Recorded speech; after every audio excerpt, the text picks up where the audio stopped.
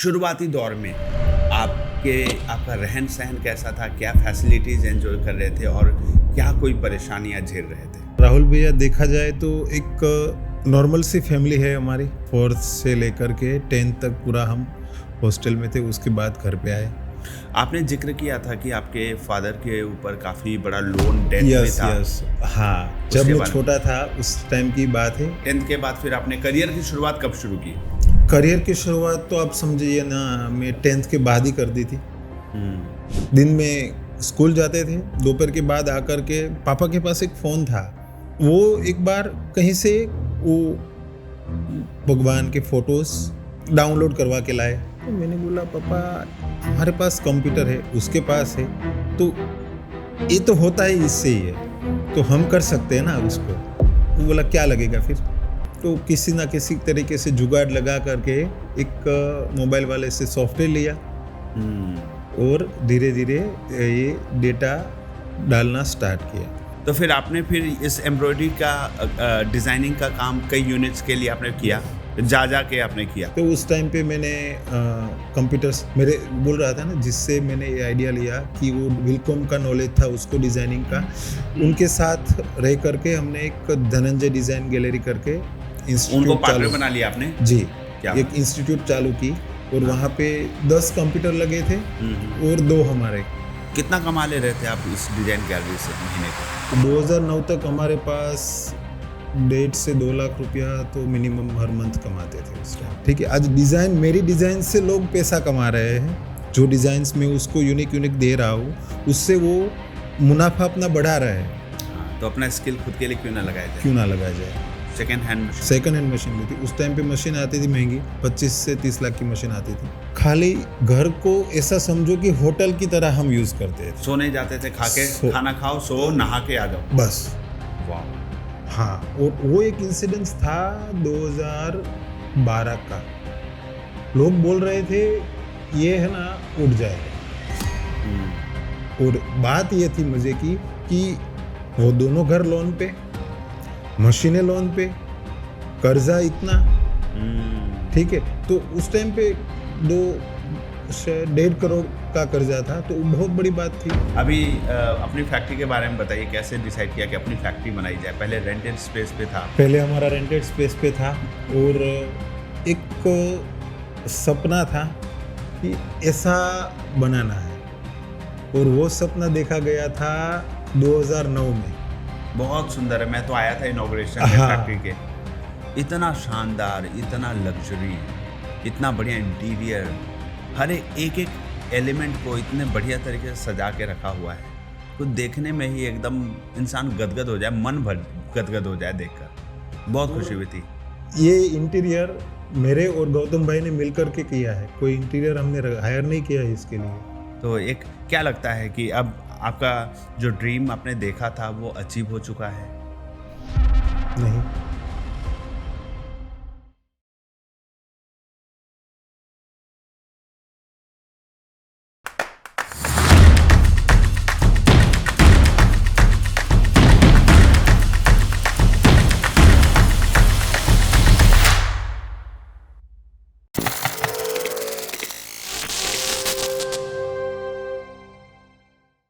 दोस्तों, आपका एक बार फिर से स्वागत है मेरे podcast the Rahul Ranjan show में। तो हमारे आज के गेस्ट हैं मिस्टर हिम्मत भाई पटेल, जो कि सूरत गुजरात से है। धनंजय क्रिएशन प्राइवेट लिमिटेड के फाउंडर एंड सीईओ हैं। चलिए बात करते हैं इनसे। हिम्मत भाई, आपका बहुत बहुत स्वागत है हमारे आज के पॉडकास्ट में। थैंक यू राहुल भैया फॉर इनवाइटिंग मी। आप स्पेशली इस पॉडकास्ट के लिए आपने समय निकाला, इसके लिए मैं बहुत ज़्यादा आभारी हूँ आपका। मुझे भी खुशी हो रही है आपसे बात कर करके कि मेरी लाइफ के बारे में हमने तो बात काफ़ी की है, पर अभी ऑन रिकॉर्ड बात कर रहे हैं तो अच्छा फील हो रहा है मुझे भी। नहीं, आपकी जो स्टोरीज मैंने सुनी आपसे, कई बार सूरत भी मैं आया था, उस समय भी आपने जो घुमाने के क्रम में लॉन्ग ड्राइव पे निकले थे, लजीज खाना खिलाया आपने वहाँ पे, और उसके साथ ही जब हमारी चिट चैट चल रही थी, बातचीत चल रही थी, तब आपकी इंस्पायरिंग स्टोरी सुनने का मुझे मौका मिला। यस। और तभी मैंने सोचा कि ये स्टोरी पब्लिक के पास जानी चाहिए, बाहर लोगों को पता होनी चाहिए कि जीरो से भी एक बड़ा एम्पायर खड़ा किया जा सकता है अगर विजन बड़ा हो तो जरूर। आपकी स्टोरी उन लाखों करोड़ों युवाओं को मोटिवेशन देगी जो ये सोचते हैं कि हमारे पास कुछ नहीं है तो हम कुछ नहीं कर सकते। बिल्कुल। तो आप अपनी जर्नी के बारे में शुरुआत करते हैं सबसे पहले बचपन से। शुरुआती दौर में आपका रहन सहन कैसा था, क्या फैसिलिटीज एंजॉय कर रहे थे और क्या कोई परेशानियां झेल रहे थे? राहुल भैया, देखा जाए तो एक नॉर्मल सी फैमिली है हमारी, आज भी है और तब भी थी। और 4th से लेकर के 10th तक पूरा हम हॉस्टल में थे, उसके बाद घर पे आए। एक नॉर्मल सा कुछ गांव में रहते थे, समझो ना, हॉस्टल भी गांव में ही थी।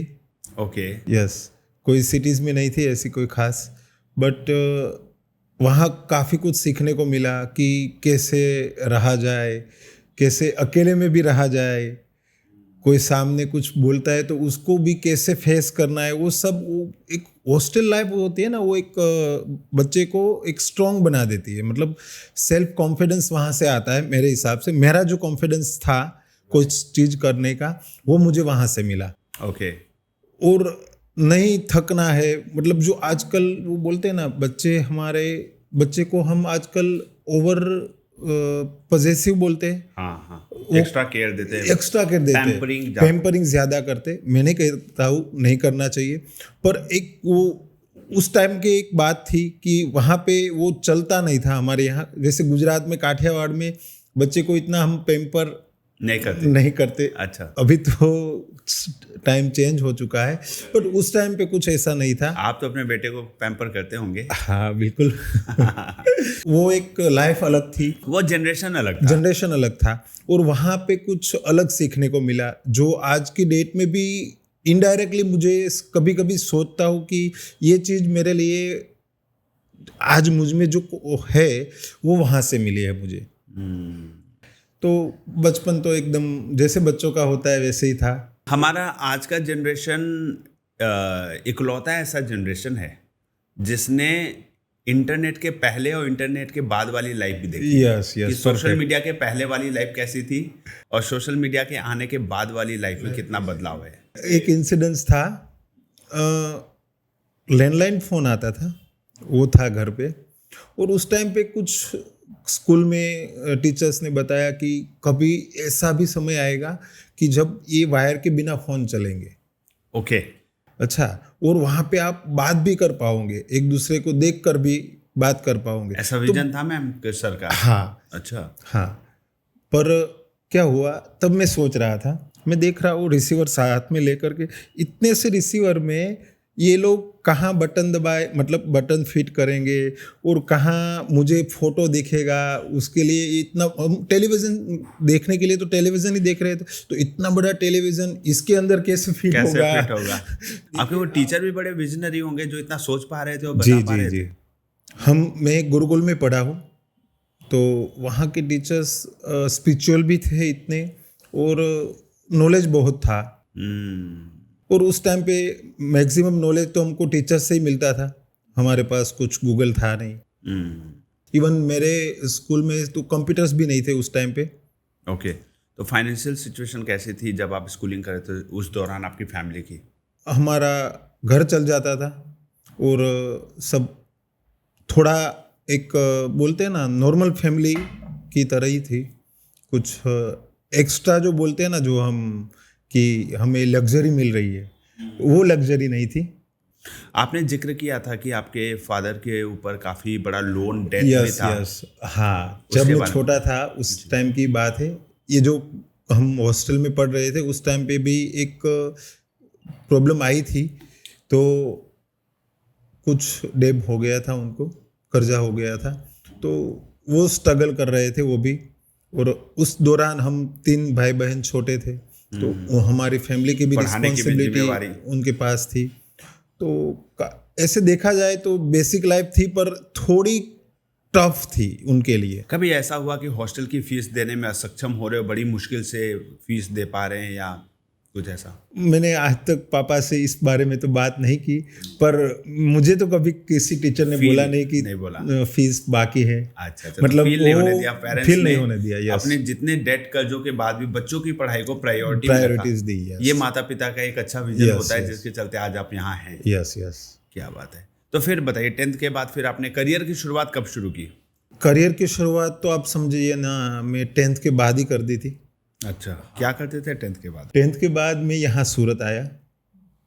पहले मैं जामनगर के पास एक हॉस्टल है, जाम कंडोना करके, वहाँ पढ़ा 10th तक। उसके बाद मैं यहाँ सूरत आ गया। ओके। और सूरत में मैंने 11th साइंस चूज़ की। साइंस स्ट्रीम में मुझे इंटरेस्ट था। मैथ्स के साथ? यस, मैथ्स के साथ। हमारे वक्त से ही मैथ्स और biology subject A B section अलग हुए। अच्छा। उससे पहले दोनों साथ में पढ़ाए जाते थे। अच्छा। 11th में मैं आया, स्कूल ज्वाइन किया। उसके बाद लगा कि कुछ तो करना पड़ेगा, क्योंकि साइंस स्ट्रीम की फीस बहुत थी। स्कूल की तो फीस थी, उसके बाद सब्जेक्ट वाइज ट्यूशन्स की भी फीस थी। राइट, ट्यूशन भी लेना पड़ता था फिजिक्स केमिस्ट्री मैथ्स के लिए। और एक काम जैसे आपने बताया ना कि फील नहीं होने दिया पेरेंट्स ने कि ये प्रॉब्लम थी। उस टाइम पे मुझे कंप्यूटर का भी बहुत शौक था कि मेरे पास कंप्यूटर हो, मतलब एक जुनून था। कौन से ईयर की बात है ये? 11th मेरा था 2003 से 2003 में। 3 से या 4, 2003 या 4 की बात है। तब पापा ने मुझे कंप्यूटर दिला दिया था जब मैं 10th के वेकेशन में आया तब। वाह।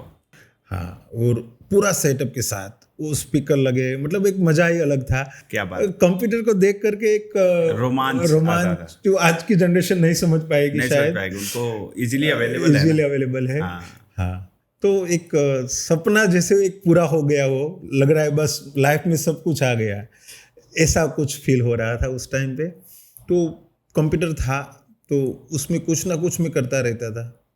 मुझे गेम का शौक कभी नहीं हुआ, मुझे कुछ ना कुछ नॉलेज चाहिए, उस टाइप का मेरे पहले से ही रहा है। तो दिन में स्कूल जाते थे, दोपहर के बाद आकर के पापा के पास एक फ़ोन था, शायद मोटोरोला का था या फिर नोकिया का होगा, मुझे ठीक से याद नहीं। तो वो एक बार कहीं से वो भगवान के फ़ोटोज़ डाउनलोड करवा के लाए और मुझे दिखाया कि देख मुझे ये मोबाइल वाले ने मुझे डाउनलोड करके दिया। हाँ, और कितने रुपए लिए? हाँ, और एक फ़ोटोज़ के 50 रुपीज़ लिए और रिंगटोन के 100 रुपीज़ लिए। 1 फोटो का? 1 फोटोज़ का। तो मैंने बोला पापा हमारे पास कंप्यूटर है, उसके पास है, तो ये तो होता ही इससे ही है, तो हम कर सकते हैं ना उसको। ठीक है। हाँ। तो वो बोला क्या लगेगा फिर? तो मैंने थोड़ा बहुत कंप्यूटर वाले दुकान के पास जा कर के सर्च किया, तो बोला कि डाटा केबल लगता है इसमें, कंपैटिबल फोन के साथ। क्योंकि उस टाइम पे है ना, चार्जर अलग आता था और मोबाइल का डाटा केबल अलग आता था। राइट। ठीक है, तो जाना, थोड़ा रिसर्च किया, देखा कि ये डाटा केबल से डाउनलोड होगा। अब सॉफ्टवेयर की मतलब अभी अवेलेबिलिटी है, हम गूगल पे बोले कि ये सॉफ्टवेयर चाहिए तो हमारे पास तुरंत आ जाता है। उस टाइम पे तो ऐसा था नहीं। अब सॉफ्टवेयर लाना, तो किसी ना किसी तरीके से जुगाड़ लगा करके एक मोबाइल वाले से सॉफ्टवेयर लिया और धीरे धीरे ये डेटा डालना स्टार्ट किया।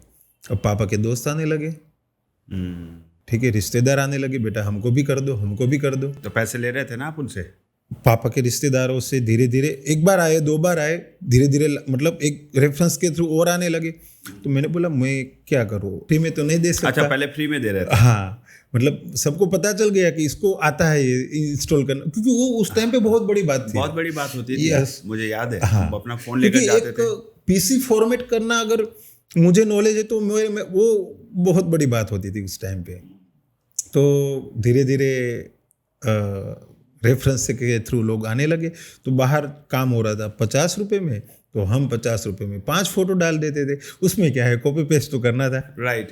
ठीक है, तो धीरे धीरे मेरे पास डेटा केबल इकट्ठे होते रहे, क्योंकि हर फ़ोन के अलग अलग डेटा केबल। आज नोकिया का भी फ़ोन है अलग सीरीज़ का, तो उसका अलग होगा, अलग सीरीज होगी, 305 की होगी तो उसका भी डेटा केबल अलग आता है।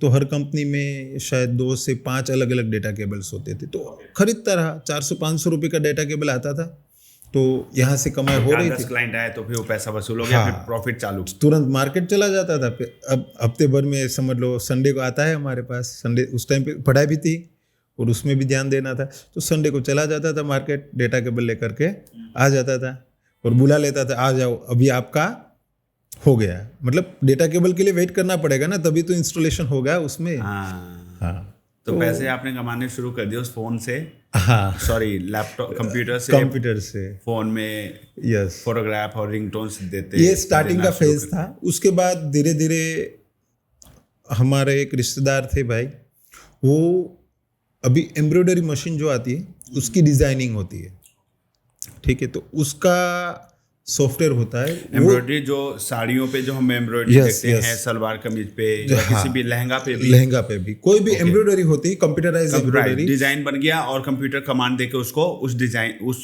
एम्ब्रॉयडरी के डिजाइन को वो एम्ब्रॉयडरी फॉलो करेगा। Yes okay.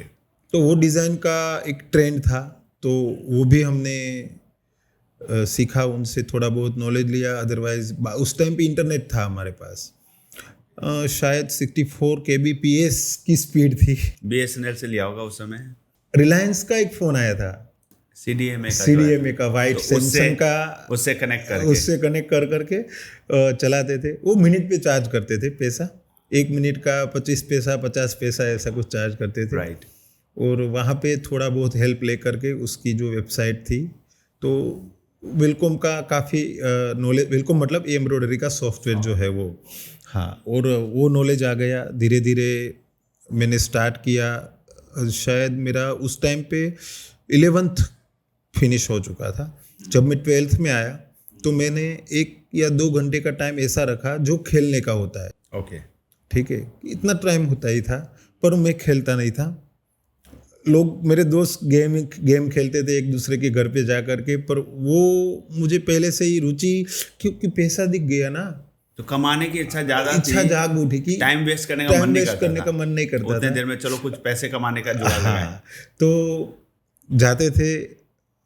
धीरे धीरे एक रेफरेंस से, पापा के रेफरेंस से एक यूनिट मिला जो एम्ब्रॉयडरी मशीन्स चलाती थी, तो स्कूल से आकर के साइकिल लेके चल पड़ते थे उनके पास। मेरे पास टाइम होता था क्योंकि आफ्टरनून में ट्यूशन्स होते थे, तो स्कूल के आकर खाना खा करके उनके पास चले जाते थे। स्टार्टिंग में मुझे उन्होंने 1 घंटा जाता था मैं हर महीने, और 2500 रुपया दे रहे थे। ओके, 2500 रुपया। तो आप एम्ब्रॉयडरी के डिजाइन्स बनाते थे? जी। ओके। धीरे धीरे और टाइम मिला, निकालता गया टाइम। सेविंग कहाँ से होती है पहले तो वो देखना पड़ता है ना, क्योंकि हम बच्चे होते हैं ना, तब ये दिमाग नहीं चलता है। राइट। क्योंकि सब चीज़ हमारे मतलब से नहीं होती है, हमें पेरेंट्स के इंस्ट्रक्शन भी फॉलो करने पड़ते हैं, पढ़ाई भी देखनी होती है। पर जैसे तैसे टाइम मैनेजमेंट में उस टाइम पे सीख गया था, ऐसा समझो ना आप। ओके, यस, कि एजुकेशन भी देख लेना है, टाइम में ब्रेक लेके अपनी कमाने का प्रैक्टिस भी कर लेना है। कौन सी चीज पे कितना वजन देना है वो उस टाइम पे मुझे समझ आने लग गया। यस। ओके। तो धीरे धीरे करते गए, एक यूनिट से लेकर के दूसरे यूनिट, धीरे धीरे मेरा 12th तक मेरे पास शायद 4 यूनिट्स थे। 4 यूनिट मतलब 4 जगहों पे आपने एम्ब्रॉयडरी का काम पकड़ लिया था? यस। और उस टाइम पे सैलरी शायद मेरी होगी 15 से 17 हज़ार की। ओके। क्योंकि जैसे हमारा एक्सपीरियंस बढ़ता गया तो मुझे लोग पैसे और ज़्यादा देने लगे, क्योंकि मैं काम फास्ट कर रहा था धीरे धीरे, और अच्छी क्वालिटी की डिजाइनिंग दे रहे थे। बहुत। तो धीरे धीरे क्या बात है, मतलब 12th करने के बाद ही आप महीने के 15 से 20 हज़ार रुपये कमाने लग गए। उस टाइम पे कमा, तो अपनी पढ़ाई का भी खर्चा निकाल लिया, फैमिली को भी सपोर्ट करने लग गए। यस। आज के हमारे यूथ गांव में बैठे हुए, आज उनके पास भी इक्वल अपॉर्चुनिटी है। वो ऑनलाइन बैठ के काम कर सकते हैं। दिल्ली, मुंबई, चेन्नई, कोलकाता, अहमदाबाद, सूरत, कहीं की कंपनी के लिए भी अपने गांव में बैठ के काम कर सकते हैं और पैसा कमा सकते हैं। लेकिन वो रोना पसंद करते हैं अपनी किस्मत पे, वो रोना चाहते हैं अपने सिचुएशन पे, वो ब्लेम करना चाहते हैं अपने फैमिली को कि मुझे सपोर्ट नहीं मिल रहा है, मेरे पास वो साधन नहीं है। और उसके बाद यूट्यूब और इंस्टाग्राम पे रील देखने का समय मिल जाता है कि नहीं? तो अगर इंसान, अगर वो लड़का चाहे तो किसी भी तरीके से मेहनत करके कंप्यूटर तो खरीद ही सकता है, चाहे वो 6 महीने में खरीदे, चाहे वो 1 साल में खरीदे, इंस्टॉलमेंट में खरीदे, या अपने किसी रिश्तेदार से गिड़गिड़ा के हेल्प मांग के खरीदे लोन पे। अगर वो आगे बढ़ना चाहता है तो मुझे ऐसा लगता है आजकल राहुल भैया कंप्यूटर खरीदने की क्या जरूरत है? ये मोबाइल तो हमारा पूरा कंप्यूटर का काम कर कंप्यूटर देता का है। काम करता है आजकल। सबके पास बेरोजगार के पास भी हर फोन हाथ है। में कंप्यूटर, ऐसा समझ ले। हाँ, नहीं, कई चीजें जैसे एडवांस डिजाइनिंग करनी हाँ, वो तो सब के लिए कंप्यूटर है। जरूरी आज के डेट में फ्री के टूल्स, कैनवा जैसे टूल है, लोग ग्राफिक डिजाइनिंग करके पैसे कमा सकते हैं। बिल्कुल। इतने वीडियो एडिटिंग के टूल्स है, लोग रील बना के, कंटेंट बना के लोगों को दे सकते हैं, क्लाइंट के लिए रील बना सकते हैं, उसके पैसे कमा सकते हैं। ये तो 1-2 एग्जाम्पल है, मुझे अनगिनत एग्जाम्पल दिखते हैं जिससे वो पैसा कमा सकते हैं और अपना करियर किक स्टार्ट कर सकते हैं। जैसे आपने उस समय में किया जब सुविधाएं इतनी नहीं थी, बस आपने एक कंप्यूटर और इंटरनेट का सही इस्तेमाल करके आप गेम भी खेल सकते थे उस कंप्यूटर पे। हाँ, खेल सकते थे। 3 पत्ती खेलते, रमी डला होता है बाय डिफॉल्ट, सांप सीढ़ी डला रहता है, खेलते रहिए। लेकिन उस जगह पे आपने काम करके उसको सही तरीके से यूटिलाइज करके और आपने अपना करियर को एक स्टार्ट किया। तो आगे बताइए, फिर वो 20,000 की जर्नी आगे कैसी बढ़ी? वो मैं बात यही ऐड कर रहा हूँ कि आजकल के यूथ को रिवॉर्ड तुरंत चाहिए। हाँ, नहीं, पेशेंस नहीं है, पेशेंस नहीं है। 4 बार ट्राई करेंगे, फेल हुए छोड़ देंगे, बेकार चीजें। हाँ। अब आजकल क्या है, फॉर एग्जांपल हम अभी यूनिट के लिए, हमारी फैक्ट्री के लिए हायरिंग भी करते हैं, तो कभी कभी मिलना होता है इनके इंटरव्यू के दौरान। तो पहले बोल देते, सर टाइम क्या रहेगा, ओके, छुट्टी कितनी मिलेगी, ओके, चलो वो पूछ सकते हैं टाइमिंग का सब, और क्या क्या काम करना होगा मुझे। ये मैं इंटरव्यू की बात कर रहा हूँ, जो वर्कर स्किल की बात कर रहा हूँ। वहाँ पे इतनी प्रोफेशनल इंटरव्यूज नहीं होते, समझ रहे हैं, पर उनको रिवॉर्ड क्या मिलेगा, मुझे सैलरी क्या मिलेगी। जैसे फॉर एग्जांपल मेरे यहाँ कोई कढ़ाई का काम करने आ रहा है, तो मैं उससे बात कर रहा हूँ नॉर्मल, तो पहला उसका क्वेश्चन यही होगा, सर मेरी सैलरी क्या रहेगी। ठीक है, पहले तू तेरा काम तो दिखा भाई, 2 दिन। हमारे समय में काम की इतनी भूख थी और हम ये चाहते थे कि सर आप मुझे सिर्फ काम पे काम दो, बस मैं रिजल्ट दिखा के खुद ले लूंगा, अपने पे भरोसा था। तो आजकल की यूथ में ये चीज मुझे मिसिंग लग रही है कि पहले मुझे क्या मिलेगा। मैं 20,000 की नौकरी ही करूंगा, मैं 15,000 की मिलेगी तो मैं घर पे बैठूंगा, मैं नहीं करूंगा। घर पे बैठना मंजूर है, पर मैं 20,000 का ही काम करूंगा। हाँ, आप समझ रहे हैं? हाँ। मतलब जो एक कहीं ना कहीं ये कहाँ से दिमाग में आया है मुझे नहीं पता, पर ये सोच को हमको चेंज करनी पड़ेगी कि लगो काम शुरू करो, अपने 20 क्या 50 पे भी पहुंचोगे। यस, स्टार्ट तो करो। सीधे मैं पहली मंजिल पे जाऊंगा, लिफ्ट चाहिए, सीढ़ियों से ना एक स्टेप नहीं चलूंगा तो फिर कभी आप पहुंच ही नहीं पाओगे। बैठे रहो नीचे, पहले फ्लोर पे डायरेक्ट पहुंचना एक बटन दबा के।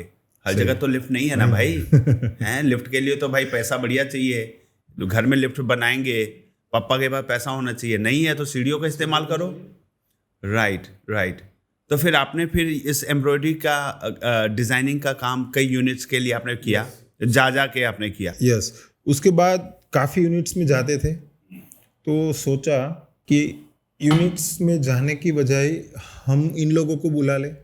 हाँ, क्योंकि लिमिटेड टाइम ही आप दे पा रहे थे। होता था, एक यूनिट से दूसरे यूनिट में जाने में 15 मिनट का टाइम लग जाता था वो टाइम। हाँ, तो कॉलेज के टाइम में आ गया था इस वक्त में। हाँ, 12th हो गया था, ग्रेजुएशन में आ गया था, तो टाइम ज्यादा मिल रहा था। ट्यूशंस तो थे नहीं उस टाइम पे, कॉलेज के क्लासेस किए और मुझे लगता है कॉलेज के क्लासेस भी इतने मैंडेटरी नहीं रहे होंगे, नहीं रहते थे आगे सारे क्लास करने। हाँ, है ना। मुझे एक कंप्यूटर साइंस का मेरा ग्रेजुएशन था। ओके। तो मैं शायद एक ही क्लास अटेंड करता था कंप्यूटर का।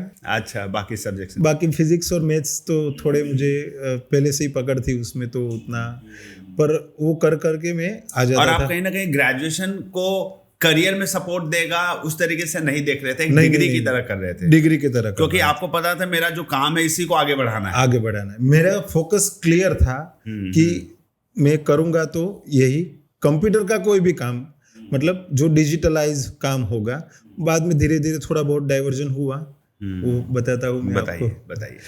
ग्रेजुएशन के वक्त सोचा कि लोगों को मेरे यहाँ बुला लूँ, तो धीरे धीरे लोगों का मतलब जो क्लाइंट जिनके clients यूनिट थे, पे जाके आप डिजाइनिंग जो करते थे। एम्ब्रॉयडरी यूनिट, वो बुलाने का भी रीजन था कि मैं 8 से 10 लोगों के पास जा पाऊंगा, और मैं एक जगह पे बैठूंगा तो मेरे पास 50 लोग आएंगे, कल उठ के 100 भी आ सकते हैं। ठीक है, तो हमने पहला फर्म हमारा स्टार्ट किया धनंजय डिजाइन गैलरी करके। क्या बात है, क्या बात है।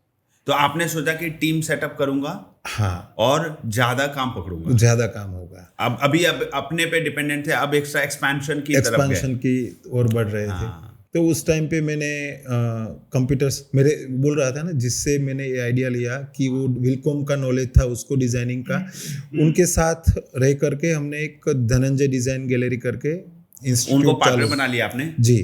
एक इंस्टीट्यूट चालू की, और वहाँ पे 10 कंप्यूटर लगे थे और 2 हमारे, और पूरा दिन हम वो कंप्यूटर्स पहले मिले वहीं ऑफिस में बाय डिफॉल्ट, या आपने खरीदे थे? हाँ, 12 कंप्यूटर खरीदी थे, और पूरा एक ऑफिस सेटअप किया। तो ये पैसा आपने खुद ही कमाकर जमा किया था, उससे खरीदा? यस। वाह, क्या बात है। और एक और लेसन मुझे मिल रहा है इससे, किससे? जिस पर्सन ने ये बीज बोया आपके दिमाग में, विलकॉम सॉफ्टवेयर के बारे में बताया, देखिए अच्छा करने से भी कितना अच्छा होता है। उनको एक बाद में एक बिजनेस पार्टनर मिल गया। एक रॉ पर्सन को, यानी अच्छा करते हो तो बाद में रिटर्न होके अच्छा आ सकता है। बिल्कुल, वेरी नाइस। फिर उसके बाद 10 कंप्यूटर हमारे पास इसीलिए थे कि ये चीज से मुझे मिल रहा है कुछ, तो हम आगे भी दे। तो हमने डिजाइनिंग इंस्टीट्यूट चालू की, उसमें हम बच्चों को सिखाते थे जो क्या बात है कॉलेज करते थे, या उनको हम ट्रेनिंग देते थे डिजाइन सॉफ्टवेयर की। मतलब कि खुद आगे बढ़ रहे हैं तो अब दूसरों को एम्पावर कर रहे थे, दूसरे यूथ को सिखा रहे थे। पर उस टाइम पे कोई एक ऑर्गेनाइज सिस्टम नहीं था राहुल भैया, ये स्टार्ट हो रहा था बिजनेस, सूरत में ग्रो कर रहा था। तो ये बिजनेस का मतलब ये बोलते हैं ना, बेस था डिजाइनिंग, उसके अलावा मशीन में आगे बढ़ नहीं सकते थे, और उसके लिए डिजाइनर्स की बहुत शॉर्टेज थी। क्योंकि लोग डिजाइनिंग के लिए हमारे पास आ रहे थे, इतना ही फ्लो हमारे पास बढ़ गया कि भाई एक काम करते, बच्चों को सिखाते और उसको यहाँ ही रख लेंगे, सीखने के बाद हायर कर लेंगे और ज़्यादा काम पकड़ेंगे, और ज़्यादा काम होगा। तो धीरे धीरे चलता रहा। कॉलेज के 2nd ईयर में आए और 3rd ईयर में आए, तो ये मतलब अच्छा चला, और उसमें भी काफ़ी हमने इनोवेशन किया। ओके। खाली डिजाइनिंग में नहीं रुके, उसमें हमने लोगों को अलग अलग कुछ चीज़ ऐसी होती थी, वो बोलते हैं ना मोनोपोली है मेरी, मैं नहीं मानता कोई चीज़ में मोनोपोली होती है। उस टाइम पे हमारे साथ के डिजाइनर्स थे, वो मोनोपोली रखते थे कि भाई मैंने डिजाइन में ये कर दिया तो वो मैं ही कर पाऊंगा सही। ओके। हाँ, तो हमने कुछ यूनिक क्रिएटिव डिजाइन बनाया। जैसे समझ लो कोई चीज़ बना रहा हो और कारीगर ने कुछ उसमें ऐसा कुछ रख दिया, तो वो दूसरी बार रिपेयर कर रहा है तो उसको ही बुलाना पड़ेगा कि उसको ही पता है कि ये चीज़ कहाँ रखी थी। अच्छा। तो उस टाइप की समझ लो टेक्निकल चीज़ होती थी। तो हार्डवेयर मशीन की बात कर रहे हैं? एम्ब्रॉयडरी सॉफ्टवेयर के अंदर। हाँ, वो डिजाइन के अंदर। ओके, डिजाइन के अंदर। यस। पर वो मोनोपोली जैसा कुछ मैं नहीं मानता हूँ। उसका रीज़न है कि जितना हम हमारे क्लाइंट को एजुकेट करेंगे, वो चीज़ मुझे आज भी या बिजनेस में बहुत काम आ रही है, कि जो उस टाइम पे मेरी सोच थी कि मैं क्लाइंट को बता दूं, वो एक होता है ना कि मुझे याद करे। हमारे एम्प्लॉय होते हैं तो कहीं ना कहीं कुछ ऐसी चीज कर देते हैं कि हमें उसकी जरूरत पड़े, कि सर को ये चीज के लिए मुझे बुलाना ही पड़ेगा। कोई ऐसा बेसिक चीज छिपा कर एक टेक्निक लगा देते हैं कि वो चीज मैं ही सॉल्व कर पाऊँ। मैंने कभी ऐसा नहीं किया। मैंने हर क्लाइंट को एजुकेट किया कि ये चीज़ आप कर सकते हो। आज के दिन में मेरे पास इतने क्लाइंट जो उस टाइम पे थे, वो सब मेरे साथ रिलेशन में है, सबके साथ घर जैसा व्यवहार है। कई लोग ना इस बात को नहीं समझ पाते, और वो मुझे लगता है कि वो नादान है, अज्ञानी है, जिनको ये लगता है कि कुछ ट्रिक चालाकी दिखाकर बस मैं आगे बढ़ सकता हूँ। एक्चुअली इससे कोई आगे नहीं बढ़ता। जितने भी सक्सेसफुल लोग हैं, उन्होंने चालाकी नहीं की थी, उन लोगों ने ईमानदारी से मेहनत की, लोगों के साथ बिहेवियर सही रखा, संबंध को ज़्यादा इम्पोर्टेंस दिया, जैसा आपने बोला कि आपके वेंडर्स जिनके लिए आप काम करते थे उन सबके साथ आपके पारिवारिक संबंध है और अच्छे संबंध है। जब मिलते हैं तो हंस बोल के मिलते हैं। तो जब इंसान को कमाता है ना तो उसका प्रोग्रेस निश्चित है। जो सिर्फ पैसा कमाने को महत्व देता है और इंसान को नहीं कमाना चाहता है, तो वो एक समय पे ना वो पैसा कमा तो रहा होता है लेकिन खुद को अकेला पाता है। जरूर। कभी 4 लोग, कभी ऐसी महफिल में जाता है जहाँ पे उसने कुछ लोगों के साथ चालाकी की, कुछ लोगों के साथ चीटिंग की, तो फिर वहाँ पे उसको ना सर झुका के खड़ा होना पड़ता है। तो जीवन में ऐसा काम ही क्यों करना जहाँ पे सर झुकाना पड़े। सही है, बिल्कुल, है ना। तो ये काफ़ी लेसन्स मैं ले रहा हूँ आपकी बातों से और ये मैं मानता, इन पे बिलीव भी करता हूँ। काफ़ी चीज़ें हैं ना, वो मैचिंग है जो हम फील करते हैं और हम वैसा लाइफ में करते हैं।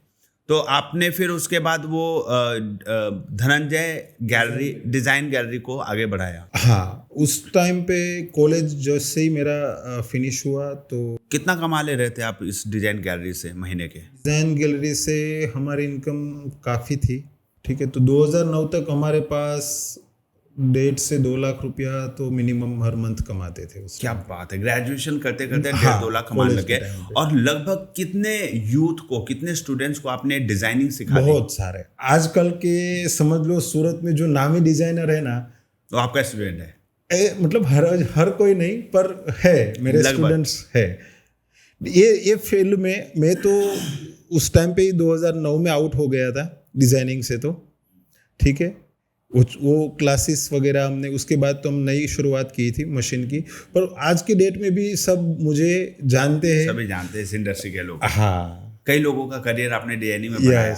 कई लोग ऐसा भी सोचते हैं कि मुझे जो स्किल आती है हाँ, उसमें इकलौता मैं ही रहूं, जो मोनोपोली वाली बात है, बस, लोगों को ना सिखाऊं, ये ट्रिक है ना। Yes. और मैं ही ज्यादा जाना जाऊं। आपने क्या किया, आपने अपने कंपेटिटर्स नहीं सोचे, आपने सबको ज्ञान दिया, ये सोचकर कि मार्केट में बहुत काम है, कंपटीशन की कोई बात नहीं, जितने लोग आगे बढ़े उतना अच्छा है। तो ये सोच जो लोगों को आगे बढ़ाता हो तो आगे बढ़ेगा ही ना। तो फिर आपने ये फिर डिजाइन गैलरी से 1.5-2 लाख रुपए आप कमाने शुरू कर दिए। Yes. तो आपने इसको कब तक आगे चलाया, आगे बढ़ाया? उसके बाद राहुल भैया मेरी शादी हो गई, तो उसके बाद कुछ सोचा कि आज अब जिम्मेदारी आ गई। वो क्या था कि पहले से है ना मेरे पास चीज़ें जल्दी आ जाती थी। आज 20 साल का हुआ तब मेरी शादी हो गई। समय से पहले कंप्यूटर आ गया जब किसी के पास नहीं था। फिर आपने इंस्टीट्यूट अपना खोल लिया जब लोग ग्रेजुएशन के बाद नौकरी करते हैं, और जैसे ग्रेजुएशन हुआ वैसे शादी हो गई। तो लोग जहां अनमैरिड घूमते हैं वहां आप शादीशुदा हो गए थे, जिम्मेवारियां जल्दी आ गई थी। तो सोचा कि अब डिजाइन गैलरी से कुछ नहीं होगा। मतलब अब आपको 1.5 लाख रुपया भी कम पड़ने लग गया था, असंतुष्ट हो गए थे आप। क्या बात है। एक तरीके से पैसे से असंतुष्ट नहीं था, काम से मतलब मुझे कुछ ना कुछ चाहिए, कुछ चैलेंजिंग नहीं दिख रहा था। हाँ, कि भाई एक रूटीन लाइफ हो गई थी। सुबह आओ, आज मुझे ये इनको डिलीवर करना है, डिजाइन्स कर लिया, आज बच्चों को इस टाइम क्लासेस लेनी है, ले ली, बस। फिर एक बोरिंग सा लाइफ हो रहा था। लेकिन आज तो करोड़ों युवा एक ही काम को करके पूरी जिंदगी एक सरकारी नौकरी के पीछे जिंदगी बिताना चाहते हैं। कंफर्ट जोन में जी रहे हैं ना। क्योंकि मैं काफी युवा को सुनता हूँ ना, तो मुझे अंदर से हंसी आती। क्या बोलते हैं, अरे अपने तो मजे है, 9 से 6 जाना है ऑफिस, घर आना है, फैमिली आराम से काम, बस आराम से देखते, टीवी देखते, संडे सैटरडे को ऑफ होता है, बस। तो इस बीच मतलब ये लोग, मुझे समझ नहीं आता है कि ऐसी लाइफ लोग एंजॉय कैसे कर पाते हैं। एक ही रूटीन डेली का। एक बिजनेसमैन की लाइफ में कितना रोमांच होता है, नहीं? यस। कभी अभी मैं हर 2 महीने में सुनता हूँ, कभी आप यहाँ ट्रैवल कर रहे हैं, कभी वहाँ ट्रैवल कर रहे हैं, कभी दोस्तों के साथ ट्रिप पे भी जा रहे हैं, आपको किसी से छुट्टी नहीं लेनी। यहाँ पे एंजॉयमेंट खत्म हो जाता है। गवर्नमेंट जॉब में जो लोग बैठे हैं, बोरिंग सा लाइफ हो जाता है। अब 2 प्रकार की गवर्नमेंट जॉब है। एक जॉब है जो सच में एक आर्मी में बैठा है, डिफेंस में बैठा है, वहाँ पे वो एक जोश है, जज्बा है, जिसमें वो आगे देश के लिए काम कर रहा है। एक है जो किसी ब्लॉक में क्लर्क है या किसी जल विभाग में जॉब कर रहा है। हर जॉब इम्पॉर्टेंट है, लेकिन जिस गवर्नमेंट जॉब में भी वो रोमांच के साथ करना चाहे, वो कर उसमें सकता है। इनोवेशन लाए, कर सकता है तो फिर मजा है उस जॉब में भी। है। लेकिन अगर सिर्फ सैलरी के लिए ड्यूटी की जाए कि भाई ज्यादा मेहनत करनी नहीं है, फाइल पड़ी है, चल 3 दिन बाद देखेंगे इसको, क्योंकि अपने पास कोई प्रेशर नहीं है, तो फिर वो गलत हो जाता है। हर गवर्नमेंट स्कूल के टीचर्स कंपटीशन की भावना रखे, जैसे आप ना मोनोटोनस नहीं होना चाहिए लाइफ में, कंपटीशन की भावना रहे कि नहीं, मैं इस इंडस्ट्री में, जैसे आपका था ना कि एम्ब्रॉयडरी डिजाइनिंग में जो मैं काम कर रहा हूँ, इसमें मेरे से बढ़िया बहुत कम ही लोग होंगे जो टक्कर होंगे, क्योंकि आपने डेडिकेशन के साथ कई चीज़ें, आपने ज़्यादा समय दिया, सीखा। देश में कितने गवर्नमेंट टीचर होंगे जो शाम में आके यूट्यूब पे वीडियोस पढ़ते होंगे, देखते होंगे नया तरीका, और फिर जाके पढ़ाते होंगे 2, 3, 4, 5% होंगे, मुझे तो नहीं लगता, क्योंकि मैं जिन गवर्नमेंट स्कूल्स में पढ़ा हूँ वहाँ पे तो भाई टीचर, क्या बोलूँ मैं, पान दबा के मुंह में आते थे टीचर, सीट पे बैठते थे और बोलो आओ बच्चों, बैठो, सब लोग बैठो, ऐसे बैठाते थे, पन्ना खोलो जी, और ऐसे पढ़ाते थे, मतलब समझिए कि उससे बढ़िया मैं ही रीडिंग कर लूँ। सही है। पन्ना लाइन बाय लाइन रीडिंग करके बोलते ये ऐसा होता है, ऐसा। अरे भैया वो तो हमें भी पढ़ना आता है, कुछ अलग बताओ ना, इससे अलग। आज क्यों फिजिक्स वाला या कई ऐसे एप्स हैं जो आगे बढ़ गए हैं, बच्चों के पढ़ाने के तरीके अलग है, उन्हें कुछ इनोवेशन किया उसमें, एग्जाम्पल्स के साथ, स्टोरी टेलिंग काइंड ऑफ वो बताते हैं। आज क्यों खान सर इतने पॉपुलर है, वो देखिएगा उनके इंटरव्यूज में, उन्होंने पढ़ाने के तरीके को एक रियल लाइफ के एग्जाम्पल के साथ दिया। ठीक है, तो फिर आगे बताइए। लाइफ में एक्साइटमेंट चाहिए था, और ऑब्वियसली पैसा तो चाहिए। तो सोचा कि एक काम करते, अभी इतना तो हो गया, डिजाइनिंग में एक ग्रोथ होता है ना, वो एक रुक जाता है बाद में।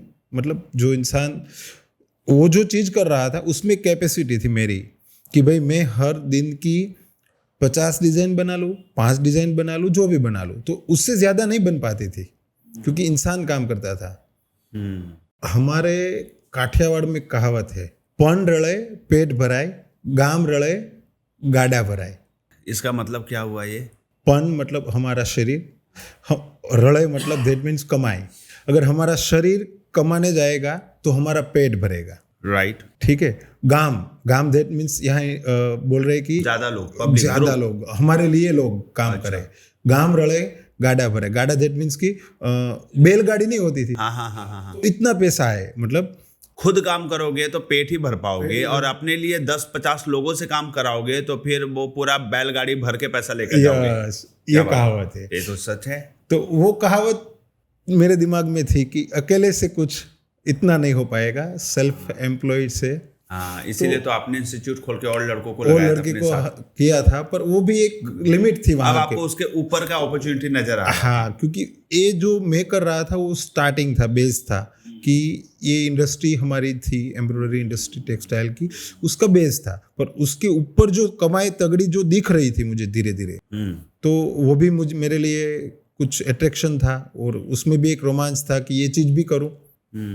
ठीक है, आज मेरी डिजाइन से लोग पैसा कमा रहे हैं, जो डिजाइन्स में उसको यूनिक दे रहा हूँ, उससे वो मुनाफा अपना बढ़ा रहे हैं। हाँ, तो अपना स्किल खुद के लिए क्यों ना लगाया जाए। तो उसके बाद एक मशीन ली हमने, एम्ब्रॉयडरी मशीन ली। एक पापा के अच्छे मित्र थे, थोड़ा बहुत पैसे थे हमारे पास, बाकी के उनसे लिए उधार के तौर पे, और एक मशीन लगाई। और वहाँ पे भी समझ लो ना, रात दिन नहीं देखते थे।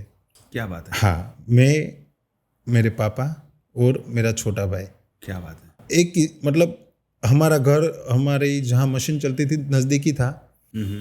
खाली घर को ऐसा समझो कि होटल की तरह हम यूज करते थे। सोने जाते थे, खाना खाओ, सो, नहा के आ जाओ, बस, और कुछ नहीं।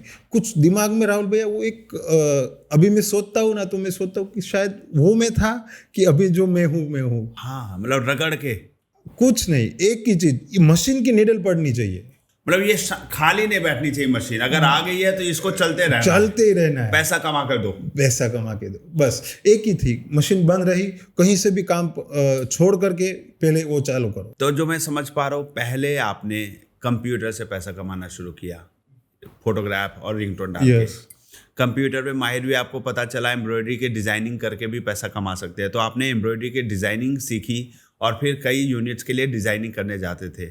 फिर आपका विजन आया तो आपने एक इंस्टीट्यूट खोला, वहाँ पे लड़कों को सिखा भी रहे थे, उनसे काम भी ले रहे थे, और कई यूनिट्स जो एम्ब्रॉयडरी की यूनिट होती है उनके लिए डिज़ाइन यही बना के आपने देना शुरू किया। यस। फिर आपने सोचा कि चलो अब एक काम करते हैं, अपना ही यूनिट खोल लेते हैं। आपने एक एम्ब्रॉयडरी डिजाइनिंग की मशीन, आपने एम्ब्रॉयडरी की मशीन आपने इस्टेब्लिश की, और फिर आप अपना डिज़ाइन दूसरों से कपड़ा लेकर, जॉब वर्क कह सकते हैं इसको, यस, दूसरों के समझा आप। कपड़े को लेकर, जिनको जिनको एम्ब्रॉयडरी की सर्विस चाहिए थी, जो आपके जान पहचान के यूनिट्स जैसे उनके पास आता था, वो काम आपने खुद लेना स्टार्ट किया। और यहाँ पे दिन रात आप आपके फादर और आपके छोटे भाई को भी डिजाइनिंग आ गई थी। हाँ, तब तक वो भी सीख गए थे। हाँ। ओके, दुनिया को सिखा रहे तो छोटे भाई को तो सिखाएंगे। Very good. तो आप तीनों मिलके दिन रात मशीन को रात में भी चलाते थे, अगर काम ज्यादा है तो कारीगर चलाते थे। हाँ, मतलब आपके यूनिट में वो चलता रहता था, पर उसके लिए डिजाइनिंग करनी पड़ती थी, वो भी करते थे रेगुलर बेसिस, इधर डिजाइनिंग कर रहे हैं और यहाँ कर रहे हैं। यस। तो अब डिजाइनिंग से लेके एम्ब्रॉयडरी जॉब वर्क करके अब यहाँ पे इनकम बढ़ गई, क्योंकि जो प्रॉफिट यूनिट कमा रहे थे वो भी प्रॉफिट अब आपके पास आने लग गया, मेरे पास आ रहा है। Yes, very nice, very nice. तो ये चलने लग गया। बाद में लगा कि भाई ये जिसके पैसे उधार लिए थे वो हमारे पास जमा हो गए 6 महीने में। हाँ। तो उनको लौटा दिए। वाह। उसके बाद फिर और कितना अमाउंट लिया था आपने उस मशीन को लेने के लिए? उस मशीन को लेने के लिए शायद 3 लाख। कितने की मशीन थी वो? मशीन 6 लाख की थी। सेकंड हैंड मशीन ली थी। उस टाइम पे मशीन आती थी महंगी, 25 से 30 लाख की मशीन आती थी। 6 लाख में कोई बेच रहा था, आपने सोचा कि हाँ, ले लिया? मतलब वो मशीन पे रहने का रीजन यही था कि बहुत पुरानी मशीन थी, हर वक्त कुछ ना कुछ प्रॉब्लम आते रहते थे। अच्छा। और वो मशीन लेने का हमारा वो बजट था, कैपेसिटी नहीं थी हमारी। स्टार्ट है ना, पैसे कमाने शुरू करें पहले। तो थोड़ा दिक्कत वो भी थी कि हमारे पास नई मशीन नहीं थी। फिर कोई नहीं, दूसरी बार भी हमने पुरानी मशीन ली कि प्रोडक्शन बढ़ाए। भले इसमें टेंशन है कि मशीन चलती नहीं है, वो नहीं चलती, लेकिन जैसी सिचुएशन उस हिसाब से यही अफोर्ड कर सकते हैं, काम तो इससे ही करना है, जो भी करना है हमारे पास ये है, अब इससे करना है। ये नहीं कि नई मशीन होगी तभी शुरू करेंगे, नहीं, वो तो सोच नहीं सकते थे ना, वो सोच ही नहीं सकते थे, हम सोच ही नहीं थे, वो खून में नहीं थी वो सोच, है ना। तो ये था, तो उसको ही चलाना है, कैसे भी चलाए। उसके बाद हमने एक साथ शायद 1.5-2 साल चलाई मशीन दोनों, और खूब लोगों से माल बनवाया। बाहर भी हम बाद में देने लगे क्योंकि हमारे पास काम ज्यादा आने लग गया। हाँ, हमारे पास माल की रिक्वायरमेंट ज्यादा आने लगी क्योंकि तो किनको देते थे? उन्हीं यूनिट्स को जिनके लिए आप डिजाइनिंग करते थे। तो और वो भी खुश ना, हाँ, कि काम भी लाके दे रहा है, काम भी लाके भी दे रहे। उनको ये तकलीफ नहीं थी कि कंपटीशन में कंपटीशन पे खड़ा हुआ है। हाँ। कभी आपने? मैं कभी किसी के कंपटीशन में आया नहीं हूँ। जिनके लिए आप यूनिट में डिजाइनिंग करते थे, क्या कभी उनके क्लाइंट्स आपके यूनिट में आए कि मेरे लिए आप डायरेक्ट आप डिजाइनिंग करो, मैं उनसे नहीं कराऊंगा जिनके लिए आप डिजाइनिंग करते थे? कभी ऐसा हुआ, क्लाइंट आए थे? एक तो पहली बात, मेरे पास काम सफिशिएंट था, ओवर था ऐसा समझो। और दूसरी बात, काम नहीं होता तो भी मैं एक बार पूछ लेता कि भाई ये बंदा मुझसे ये काम करवाने आ रहा है, ये आप बता रहे हैं आपसे काम, हाँ, और ये चीज बनाएगा तो तू तेरे बिजनेस में इफेक्ट होगा कि नहीं होगा। अगर वो बोलता कि नहीं होगा तो हम कर लेते बिल्कुल। क्या बात है, this is called ethical business approach. मैं वही बोल रहा हूँ राहुल भैया, बिजनेस में जितनी ट्रांसपेरेंसी होगी ना, हमको शॉर्ट टर्म में नुकसान दिखेगा। जैसे आप बताए कि वो क्लाइंट मेरे पास आ रहा है और मैं काम के लिए मना कर दूं, ठीक है, तो मेरा शॉर्ट टाइम लॉस हो रहा है कि भाई मुझे एक अमाउंट नहीं मिल रहा है, ठीक है।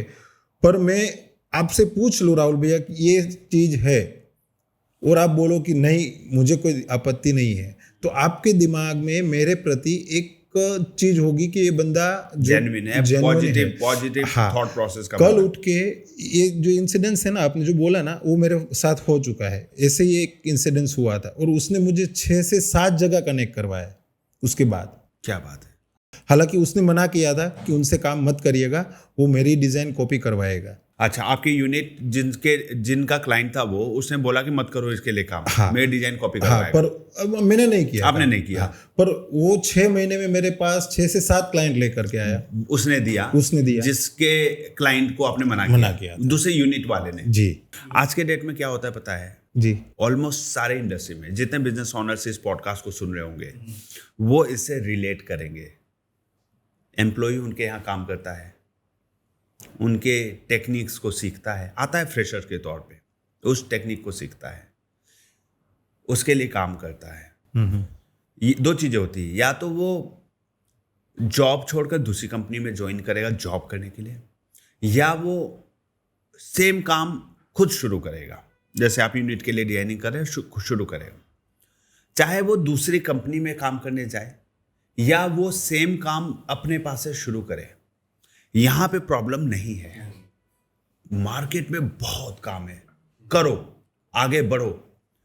कहाँ वो उसके माइंडसेट और उसकी सोच गलत होती है, जो कि हर एक बिजनेसमैन इस बात को सुनेगा तो महसूस करेगा कि ये बात सच है। उसका माइंडसेट होता है नेगेटिव, उसको भरोसा नहीं होता अपने काबिलियत पे। वो सबसे पहले क्या करेगा ना, जहां से उठ के गया है पहले उसी के सारे क्लाइंट को अप्रोच करेगा। जहां 10 रुपए का सामान वो क्लाइंट पहले वाले क्लाइंट सप्लायर से जहां वो जॉब करता था उसे खरीद रहा है, अब वो वही काम 5 रुपए, 6 रुपए, 7 रुपए ऐसे रेट पे ऑफर करेगा। उनको लगता है ना कि एक मैं ना उसको अफेक्ट कर रहा हूं ना तो मैं विन कर रहा हूं, या उसी से कंपटीशन करना चाहते हैं कि मैं तेरे से बेटर हूं, मैं तेरे क्लाइंट उठा लिए, देख मैंने, देख तेरे एम्प्लॉय मेरे साथ काम कर रहे हैं। वो नादानी में बैठा इसको अचीवमेंट मानते हैं लोग। यस, इसको अचीवमेंट मानते हैं। वो सोचते हैं कि वो बहुत सक्सेसफुल हो गए। अरे भाई, तुम 10 रुपए की सर्विस 5 रुपए में देकर क्या बचाओगे और क्या क्वालिटी दोगे? अगर कोई 10 रुपए ले रहा है तो उसके बदले में उसका अनुभव, उसके काम की क्वालिटी, उसके टीम का एफर्ट, एक्सपीरियंस पर्सन काम कर रहा है यहाँ पे 10 रुपए में, इसलिए 10 रुपए की सर्विस है। और वो क्लाइंट भी नहीं समझ पाते कि भाई अगर एक्स एम्प्लॉयर, अगर आपका एम्प्लॉय छोड़कर जाता है और आपके क्लाइंट को तोड़ता है तो आप उसको बुरा कहोगे, लेकिन आपको ये पता है कि दूसरे जगह पे भी क्लाइंट वो एक्स एम्प्लॉय ही तोड़ रहा है, तो आप ऐसे कल्चर को बढ़ावा कैसे दे सकते हो? आपके साथ होता है तो बुरा लगता है। तो ऐसे सिचुएशन में ना, और आपके कई क्लाइंट्स भी चीपर कॉस्ट देके सोचते हैं फायदा मिल रहा है मुझे, चले जाते हैं। लेकिन ऐसे में अगर ग्रोथ भी हो जाए ना तो अंदर से वो खुशी नहीं मिलती। आपका सर हमेशा झुका रहता है, क्योंकि जब भी किसी महफिल में अगेन मिलोगे लाइफ के किसी पड़ाव में, तो आपको 4 बातें सुनाने वाले होंगे कि तुम तो हमारे क्लाइंट, हमारे एम्प्लॉय लेकर भागा है, तेरा तो नेगेटिव सेटअप है, न्यू ही चोरी की है।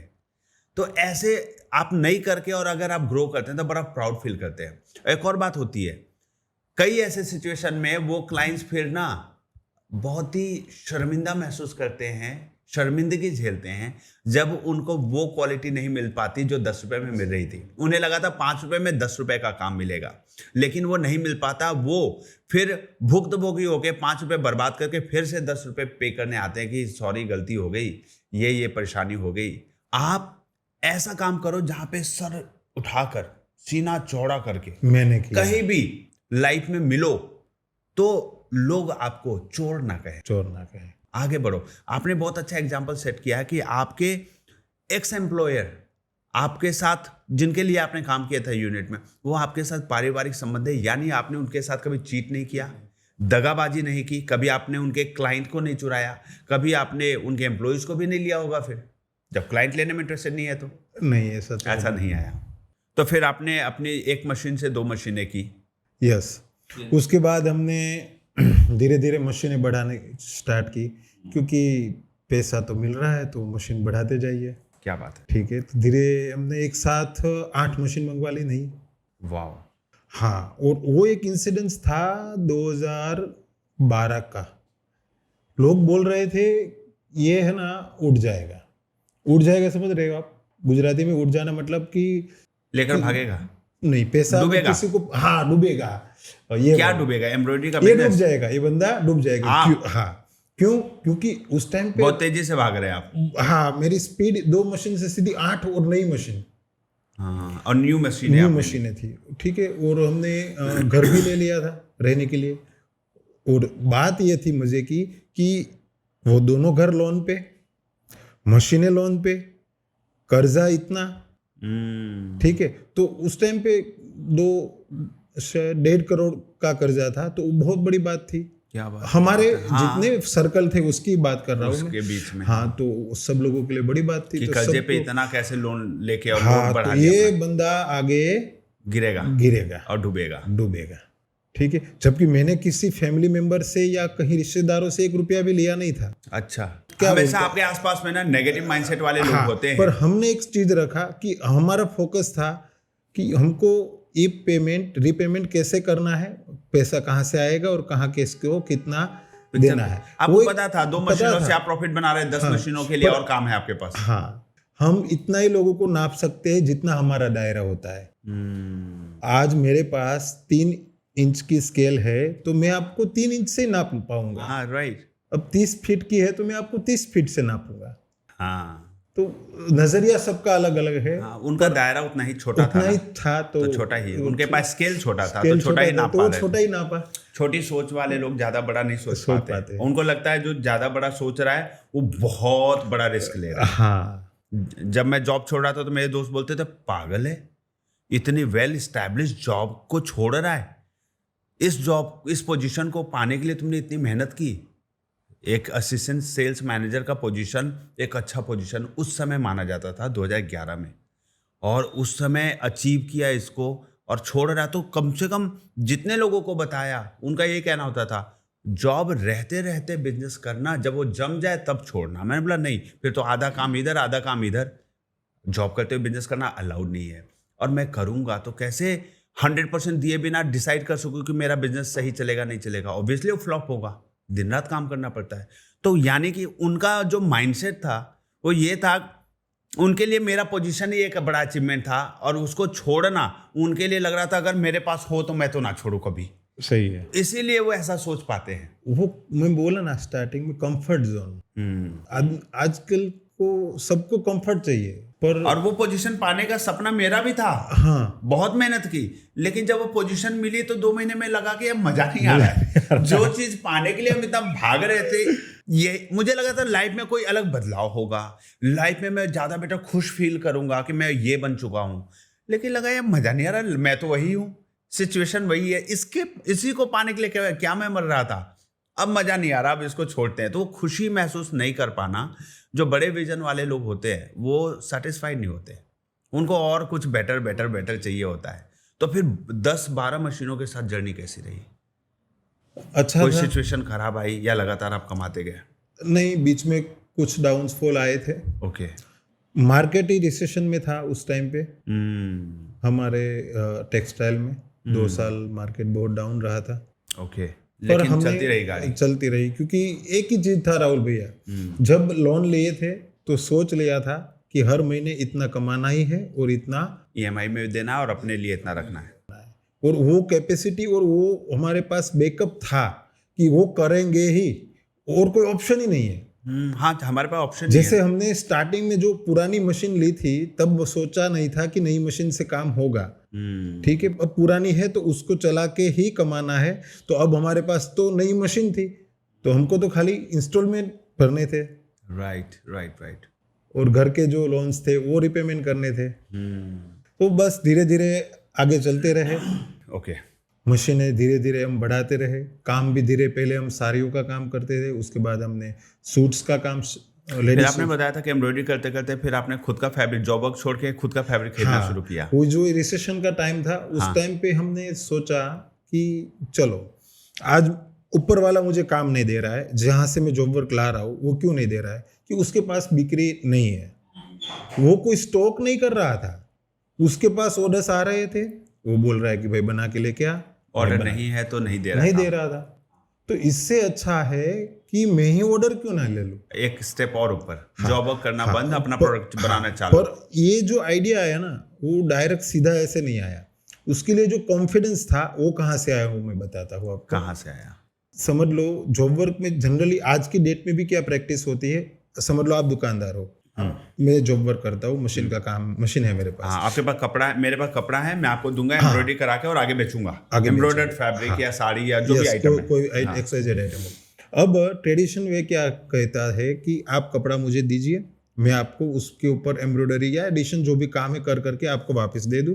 उसके बाद आप अपना कंपनी का सिक्का लगाएंगे, टैगिंग करेंगे, लेबल लगाएंगे, अब थैली करेंगे, अपना जो ब्रांड भी करके ब्रांड करके बेचेंगे। ठीक है, तो ये अभी भी चल रहा है वहाँ पे। और हमारे यहाँ क्या हो रहा था 2015 के आसपास, 14-15 में, कि लोगों को हमारे काम में इतना सेटिस्फेक्शन मिल रहा था कि वो लोग है ना माल हमसे उनके यूनिट पे नहीं मंगवा रहे थे।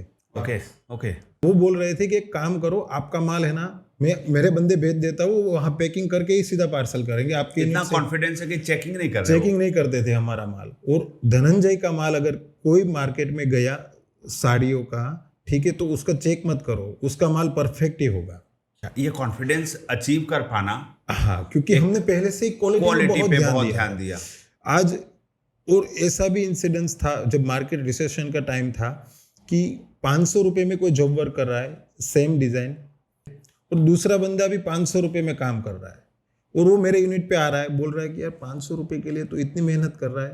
अरे कौन इतनी मेहनत करेगा, दे दे भाई, आया मशीन पे लगा के दे दे। पर हमने एक फॉलो किया सिस्टम कि 500 का हो या 5000 का हो, क्वालिटी कहीं कंप्रोमाइज नहीं होनी चाहिए। एक बार आप जीरो प्रॉफिट से निकल जाइए, बट क्वालिटी में कोई कॉम्प्रोमाइज नहीं। तो ये जो भरोसा था हमारे ऊपर के जो कस्टमर्स थे, उनके दिमाग में ये भरोसा हमने सालों के बाद बिठाया। ये आपके कल्चर का हिस्सा था, आपके काम करने के तरीकों में था कि क्वालिटी वर्क ही करके देना, क्वालिटी वर्क ही देंगे आप, और तभी आदमी प्रोग्रेस करता है। यस। मैंने देखा कंपटीशन मार्केट में है नहीं एक्चुअली, करने वाले 100 लोग हैं, लेकिन क्वालिटी करने वाले बहुत चुनिंदा लोग हैं, उसके पास हमेशा काम है। और जो 100 लोग हैं वो भी दे सकते हैं क्वालिटी, लेकिन वो करना नहीं चाहते, वही चोरी करने वाला चोरी करना चाहते हैं। इसका कस्टमर उठा लो, इसका डिजाइन उठा लो, बस वही पूरा दिन। उसका दिमाग ही, उसका धंधा वो है, ऐसा समझो ना। अच्छा ठीक है, उसका धंधा ही है, कस्टमर उठाओ और जैसे जितना आता उतना ही करके दो, और रात में बैठ के सीखना भी नहीं है, अपग्रेड भी नहीं करना अपने आप को। तो ये करता ही नहीं ना, उसका काम की कमी नहीं रहती उसके पास। तो वो दूसरों खुद भी परेशान है, और जिनके लिए काम करेगा वो भी परेशान होगा। राइट। तो फिर आपने क्वालिटी के दम पे अपना नाम अच्छा बना लिया। हाँ, तो लगा कि आज मेरी प्रोडक्ट, वो बंदा मुझे माल दे रहा है, ठीक है, तो खाली कपड़ा खरीद के तो मुझे दे रहा है, सारा काम तो मैं ही कर रहा हूँ, और डायरेक्ट वहीं से माल जा रहा है। हाँ, तो क्यों ना मैं ऑर्डर लेके आओ मार्केट में से, अपना कपड़ा हो, खुद एम्ब्रॉयडरी करो, और अपनी एम्ब्रॉयडर साड़ी बेचो, अपने ब्रांड से बेचो। तो धीरे धीरे हमने खुद का प्रोडक्शन स्टार्ट किया। और ये भी दौर था कि लोग दूसरी बार बोले कि ये क्या, फिर गिरेगा, फिर डूबेगा, हाँ फिर डूबेगा, फिर उड़ रहा जाता है ना। चलो उस बार तो किसी प्रकार से लक के चलते चल पड़ा। लक बोलेंगे, हार्डवर्क नहीं देखेंगे, रातों की मेहनत नहीं देखेंगे, वो बोलेगा लक से तो ये चल पड़ा। लेकिन अब ये फिर लंबी छलांग ले रहा है, अपनी साड़ी मैन्युफैक्चरिंग में घुस रहा है, ये फिर डूबेगा। पर हम डूबे नहीं, आगे बढ़ते रहे और साड़ियों का मैन्युफैक्चरिंग करके, कैटलॉग बना करके, अच्छा, यहाँ पे अपना दिल्ली में, साउथ में, सब जगह पे सप्लाई करते थे। तो कैसे आपने आगे पूरे इंडिया में फैलाया अपने काम को? बस आज समझ लो मैं आपके पास आया हूँ, तो मैं 1 हफ्ते से घर से बाहर हूँ, ठीक है। तो पहले मेरा आज इस वक्त नॉर्थ का ट्रिप था, तो पंजाब, हरियाणा, यूपी, सब जगह पे सब कस्टमर्स को मिल करके आया हूँ। तो कैसे आप मार्केटिंग कैसे करते थे? कस्टमर आपके बारे में कैसे ऑल इंडिया के लोग जान रहे थे? वो आते थे सूरत? हाँ, सूरत आते हैं। एक एजेंसी होती है, वो हमें कांटेक्ट करवाती है, तो उनके थ्रू होता है, पर वो कांटेक्ट करवाती है, माल नहीं बेच के देती। तो माल तो हमारी प्रोडक्ट की कैटेगरी, प्रोडक्ट की क्वालिटीज, डिजाइन्स उसके दम पे बिकता है। तो एक बार बंदा मुझे मिल गया और मैं बैठ गया उसके साथ आधा 1 घंटा, तो बस फिर बिकेगा प्रोडक्ट, क्योंकि प्रोडक्ट में दम है। और वो बोल रहे हैं ना, मुझे घमंड एक चीज का है कि मैं जो प्रोडक्ट बनाऊंगा ना वो 100% एक्यूरेट ही होगा। मुझे वो चीज का बड़ा घमंड है। क्या बात है, कॉन्फिडेंस बोलेंगे इसको। लोग मतलब मैं इसलिए घमंड शब्द यूज कर रहा हूँ क्योंकि घमंड है ना, घमंड मतलब गर्व। गर्व, हाँ, गर्व समझ लो आप। प्राउड फील है कि भाई मुझे ये चीज तो है कि मेरी प्रोडक्ट A1 क्वालिटी की होगी, और वो मैं रखना चाहता हूँ क्योंकि वो मेरे स्टार्टिंग से है कि मेरे पास कुछ अलग होना चाहिए जो सबके पास ना हो। आपके बिजनेस में, आप साड़ियों के मैन्युफैक्चरिंग में हैं, आपके लिए डिजिटल प्रेजेंस होना अपने बिजनेस का कितना इम्पोर्टेंट है? आज की डेट में कंप्यूटर के बिना कुछ नहीं चलता। मतलब हम पूरा डिजिटल लाइफ ही जी रहे हैं आज की डेट में, समझो ना, वर्चुअल लाइफ ही है। आज के दिन में किसी से मोबाइल छीन लो तो उसको सेकंड डे मेंटल हॉस्पिटल में दाखिला करवाना पड़े।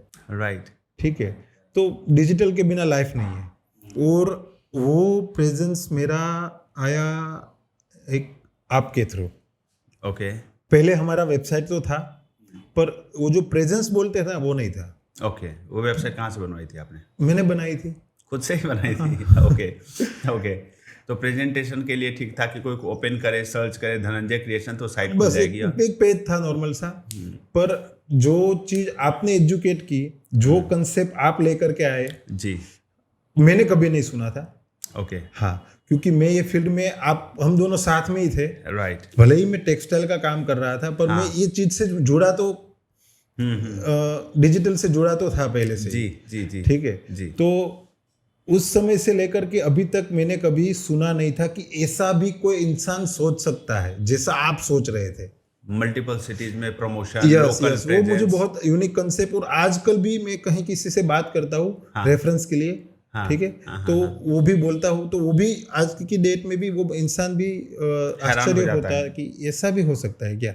राइट। वो जो कंसेप्ट था आपका वो आज की डेट में भी हिट है। हाँ, वो तो लोकली लोग सर्च करते हैं। हाँ, उन्होंने सर्च किया साड़े मैन्युफैक्चरर इन दिल्ली।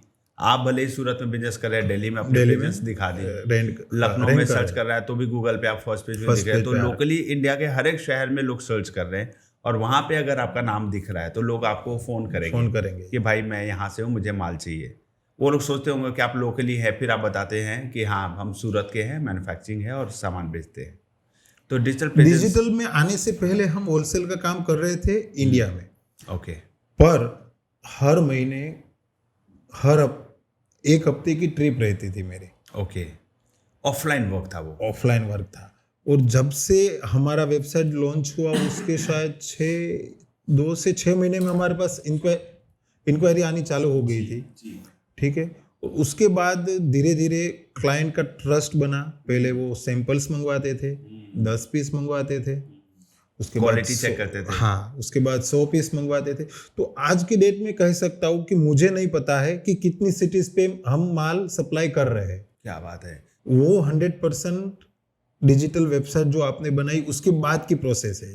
क्या बात है, बहुत सुंदर। क्योंकि कहीं से भी इंडिया में इतनी अपॉर्चुनिटी है कि आप जहाँ भी आप प्रेजेंस हो जाओ बस। और क्या ऐसा है कि ऑफलाइन बिजनेस में काम करते हैं जब, ऑफलाइन रेफरेंस के थ्रू या एजेंसी के थ्रू या एजेंट के थ्रू, तो वो एजेंट उस कस्टमर को 4 मैन्युफैक्चरर के पास भेजता होगा, क्योंकि वो चाहता है किसी से भी डील हो लेकिन मेरा कस्टमर खराब ना हो। यस। लेकिन डिजिटल में जब कस्टमर आता है तो गारंटी नहीं है कि वो 4 जगह जाके आया, हो सकता है सिर्फ आप ही को अप्रोच कर रहा है या 1-2 लोगों को ही अप्रोच कर रहा है। और वहाँ पे जो रेफरल थ्रू आएगा वो क्रेडिट भी मांगेगा, क्योंकि 3 लोग और क्रेडिट देने को तैयार हैं। ऑनलाइन वाले में, डिजिटल में क्या ऐसा है कि हाँ 100% पेमेंट देके माल खरीदना चाहते हैं? ये डिफरेंस देखते हैं आप? यस, ये जो हमारा कैश फ्लो था ना वो इंक्रीज हुआ आफ्टर सेल। तो इंक्रीज हुआ, पर सेल इंक्रीज होने से कुछ काम नहीं होता है ना, क्योंकि हमारा पूरा बिजनेस था क्रेडिट पे। ठीक है, पर ये जो 60 दिन 90 दिन बाद, यस 60 दिन 90 दिन कभी और भी चला जाता था, मार्केट रिसेशन आया तो। पर यहाँ आने की वजह से, डिजिटल में आने की वजह से, सामने वाला हमको अप्रोच ही नहीं करता है कि हमको क्रेडिट दो। वो डेस्परेट लेके, उसको पता भी है कि वो मुझे जब जानता नहीं तो क्रेडिट क्यों देगा, तो मांगता ही नहीं है। तो पेमेंट कैसे करनी है बताओ, पेमेंट कैसे करनी है बताओ, आप माल भेज दो। तो वो एक बहुत बिजनेस में आज के हमारे जो एक्सपेंशन हो रहा है उसमें ये जो कैश फ्लो की जो आपकी थी ना जी। वो बड़ी हेल्प हुई हमें। दूसरा कि उससे हम काम 4 गुना और बढ़ा सके। आज मेरा पैसा 90 दिन में घूम रहा था, तो मैं 90 दिन की पाइपलाइन सेट करके बैठा था। जी जी जी। ठीक है, आधा से ज्यादा मोटा पैसा तो मार्केट में फंसा मार्केट पड़ा है, में ही अपना था, तो फंड मेरे पड़ा पास हुआ तो है। काम करने के लिए पैसे ही नहीं है, कैपिटल मेरा वहां है सब। अगर 5 करोड़ का काम करना है तो आपको 10 करोड़ रखना होगा, रखना होगा, क्योंकि 5 करोड़ मार्केट में फंसा है, 5 करोड़ का और माल कर रहे हैं, करने बना के रहे लिए हैं। मुझे चाहिए। अभी ये निकालना है तो उधर से पैसा आएगा तब जाके और अगला माल बना पाएंगे। यस। पर अभी जो है आज माल बिका, आज के आज मेरे पास पेमेंट आया, तो उसका मैं काम 5 का 15 कर सकता हूँ। राइट। हमारा लोगों को मतलब जो हमारे कस्टमर्स थे उसको सब जगह पे हमारा नाम पता था। आज भी मैं ऑफलाइन मार्केटिंग के लिए कहीं जाता हूँ तो जानते हैं, नाम लूंगा तो बोले कि हाँ हमने कहीं देखा हुआ है, सुना हुआ है। उसका रीजन है कि हम जो गूगल के फर्स्ट पेज में हर शहर में बैठे पड़े 365 दिन में एक दिन तो सर्च करेगा ना, और उस दिन वो धनंजय क्रिएशन को देख लेगा। तो वो भले ही माल ले ना ले, इंक्वायरी करे ना करे, कॉल करे ना करे, जानता तो जरूर है। तो दिस इज कॉल्ड अवेयरनेस। तो देखो एक ऑनलाइन बिजनेस में तो हेल्प है ही, पर आज मैं किसी के पास जा रहा हूँ और वो मुझे पहले से ही जानता हो तो उसकी ब्यूटी कुछ अलग होती है। हाँ। तो ये भी कुछ कहीं ना कहीं हमको, और जब वो वेबसाइट में देखता होगा कि अवार्ड लेते हुए अनुपम खेर से, तो आपका चेहरा भी याद रखता होगा। कि हाँ जी आप तो दिखते हैं बड़े सेलिब्रिटी के साथ। बढ़िया है। तो अब अभी अपनी फैक्ट्री के बारे में बताइए, कैसे डिसाइड किया कि अपनी फैक्ट्री बनाई जाए? पहले रेंटेड स्पेस पे था? पहले हमारा रेंटेड स्पेस पे था, और एक सपना था कि ऐसा बनाना है, और वो सपना देखा गया था 2009 में। ठीक है, जब स्ट्रगलिंग पीरियड पे भी थे तब भी सपना बड़ा देखा गया था कि अपनी फैक्ट्री क्या करूंगा वो नहीं पता था, कैसे होगा नहीं पता था, पर मैं जहां काम करूंगा वो जगह ऐसी होनी चाहिए। आप समझ रहे हैं? बहुत सुंदर है। मैं तो आया था इनॉग्रेशन में फैक्ट्री के, इतना शानदार, इतना लग्जरी, इतना बढ़िया इंटीरियर, हर एक एक एलिमेंट को इतने बढ़िया तरीके से सजा के रखा हुआ है, तो देखने में ही एकदम इंसान गदगद हो जाए, मन भर गदगद हो जाए देखकर। बहुत खुशी हुई थी। ये इंटीरियर मेरे और गौतम भाई ने मिलकर के किया है, कोई इंटीरियर हमने हायर नहीं किया है इसके लिए, है ना? क्योंकि पैशन है ना, माइंड में विजुअल पहले रेडी है था कि मुझे ऐसे चाहिए। अब इतना बैठ के मैं इंटीरियर डिजाइनर को बताऊं, फिर वो करे से बढ़िया डायरेक्ट वेंडर को बताओ जो करना है, कारपेंटर को बताओ, मिस्त्री को बताओ जो बना रहा है, इलेक्ट्रिशियन को बताओ कैसे लाइट्स लगाने। तो आपका विजन तो क्लियर ही था। विजन ही तो देता है इंटीरियर डिजाइनर, तो वो तो आपके पास पहले ही से था। रिसर्च किया, आजकल गूगल है तो हर एक चीज के 4 ऑप्शन लेके आता है। हाँ, कि कैसा मुझे चाहिए। राइट। तो हमने पहले उसकी लैंड खरीदी 2018 में। ओके। और बाद में बनाने वाले थे नेक्स्ट ईयर, तब तक हमारे कोविड भाई साहब आ गए, तो उनके लिए रुकना पड़ा। उन्होंने बोला ठहर जाओ अभी। तो उसके बाद हमने कंस्ट्रक्शन चालू किया कोविड के सेकंड वेव के बाद, और हमने अभी समझ लो 65,000 स्क्वायर फीट की फैक्ट्री बनाई है, और उसमें 10,000 स्क्वायर फीट की हमारे ऑफिस है। हाँ, कॉर्पोरेट ऑफिस बहुत शानदार है, बढ़िया है एकदम। एंटर करते ही बहुत सुंदर सा मंदिर, शंकर जी की मूर्ति है ना? सही बोल रहा हूँ? भूल गया हूँ मैं। शंकर जी की मूर्ति है ना, बनवाई आपने? हाँ। अच्छा मैश बनाया हुआ है। हाँ। बढ़िया शेफ रखा हुआ है आपने। लाजवाब खाना बनाते हैं। गेस्ट के लिए रुकने के लिए एक अलग से कमरा अटैच वॉशरूम के साथ बनाया हुआ है। इतना लग्जरी स्पेशियस आपका केबिन है, और बाकी गौतम भाई का केबिन है, रिटेल आउटलेट, और आईटी के स्टाफ्स के लिए बैठने के लिए पूरा स्मार्ट वर्क स्टेशन, जैसे लग रहा है कि कोई कोवर्किंग स्पेस का एक लुक होता है। ऐसा ही फील होता है सब, है ना? रिक्रिएशन जोन है एक अलग से, मस्ती फन करने के लिए। बहुत सुंदर है, बहुत मज़ेदार है। तो एक क्या लगता है कि अब आपका जो ड्रीम आपने देखा था वो अचीव हो चुका है?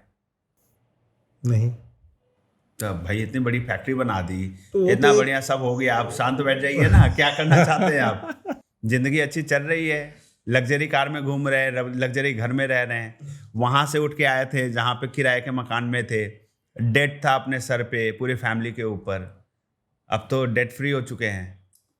हमारी आज मॉर्निंग में बात हो रही थी कि आपके पास क्या कमी है, आपको कुछ करना है ना, लोगों के लिए कुछ करना है, एक purpose of life, purpose of life change होता रहता है समय के साथ। हाँ, पहले तो लगता है आज कि ये हो अचीव गया, मैं पहुंच गया, मुझे यहाँ जाना था 10 किलोमीटर आगे, मैंने मंदिर के दर्शन महादेव के कर लिए, तो अब मुझे कुछ आगे बढ़ना है, मैं वहां रहूंगा तो बस क्या करूंगा। मंदिर गए तो किसी ने बताया आगे बहुत सुंदर झरना भी है, तो वहाँ वो भी भी देख के आओ। हाँ, तो विजन था पहले मंदिर में दर्शन करना, अब झरना देख लिया तो अब थोड़ा सा उसका भी आनंद उठा ले। हाँ, वहां गए तो नहाने का मन कर गया। तो बस तो वही तो लाइफ है कि कंटिन्यू करते रहना है। कुछ ना कुछ अपग्रेड हो, कुछ ना कुछ चेंजेस आए हमारे में। तो हम ये अपग्रेड इसलिए करते हैं कि हम उस लाइफ से मोनोटोनस फिर रूटीन वर्क में चले जाते हैं एक समय के बाद। तो पहले कुछ तो चेंज चाहिए, एक विजन रखते हैं, उसको अचीव करने के लिए मेहनत करते हैं। जब वो अचीव हो जाता है फिर वो उसी रूटीन में आ जाता है, फिर लगता है नहीं अब कुछ अलग किया जाए, जिसमें चैलेंज हो, कुछ यस, अचीवमेंट जैसा फील हो, कुछ नया, उसका अगला स्टेप क्या हो। तो अभी अब आप अगले स्टेप के लिए काम कर रहे हैं। अभी तो फिलहाल तो यही कर रहा हूँ, पर दिमाग में है कुछ आइडियाज जो धीरे धीरे एग्जीक्यूट करेंगे। मेरा विजन रहता है कि मैं ना छोटे शहरों के गाँव के यूथ को कुछ एम्पावर करूं, उनको आप जैसे धुरंधर बिजनेस ऑनर से मिलाऊं। तो पटना और कोयम्बटूर जैसे जितने भी शहर हैं, उन शहरों में बैठे हुए युवा अगर आपसे जुड़ना चाहें और बोले कि हिम्मत भाई सर आप मुझे काम दो, मैं आपके लिए मार्केटिंग करता हूँ, आपका सैंपल दो, मैं दुकान दुकान जाकर आपके आइटम को दिखाऊंगा। आप उतनी दूर से फ्लाइट लेकर आते हो, पैसे 20,000 खर्च करते हो, समय भी लगता है, आप सूरत में बैठो ना आराम से।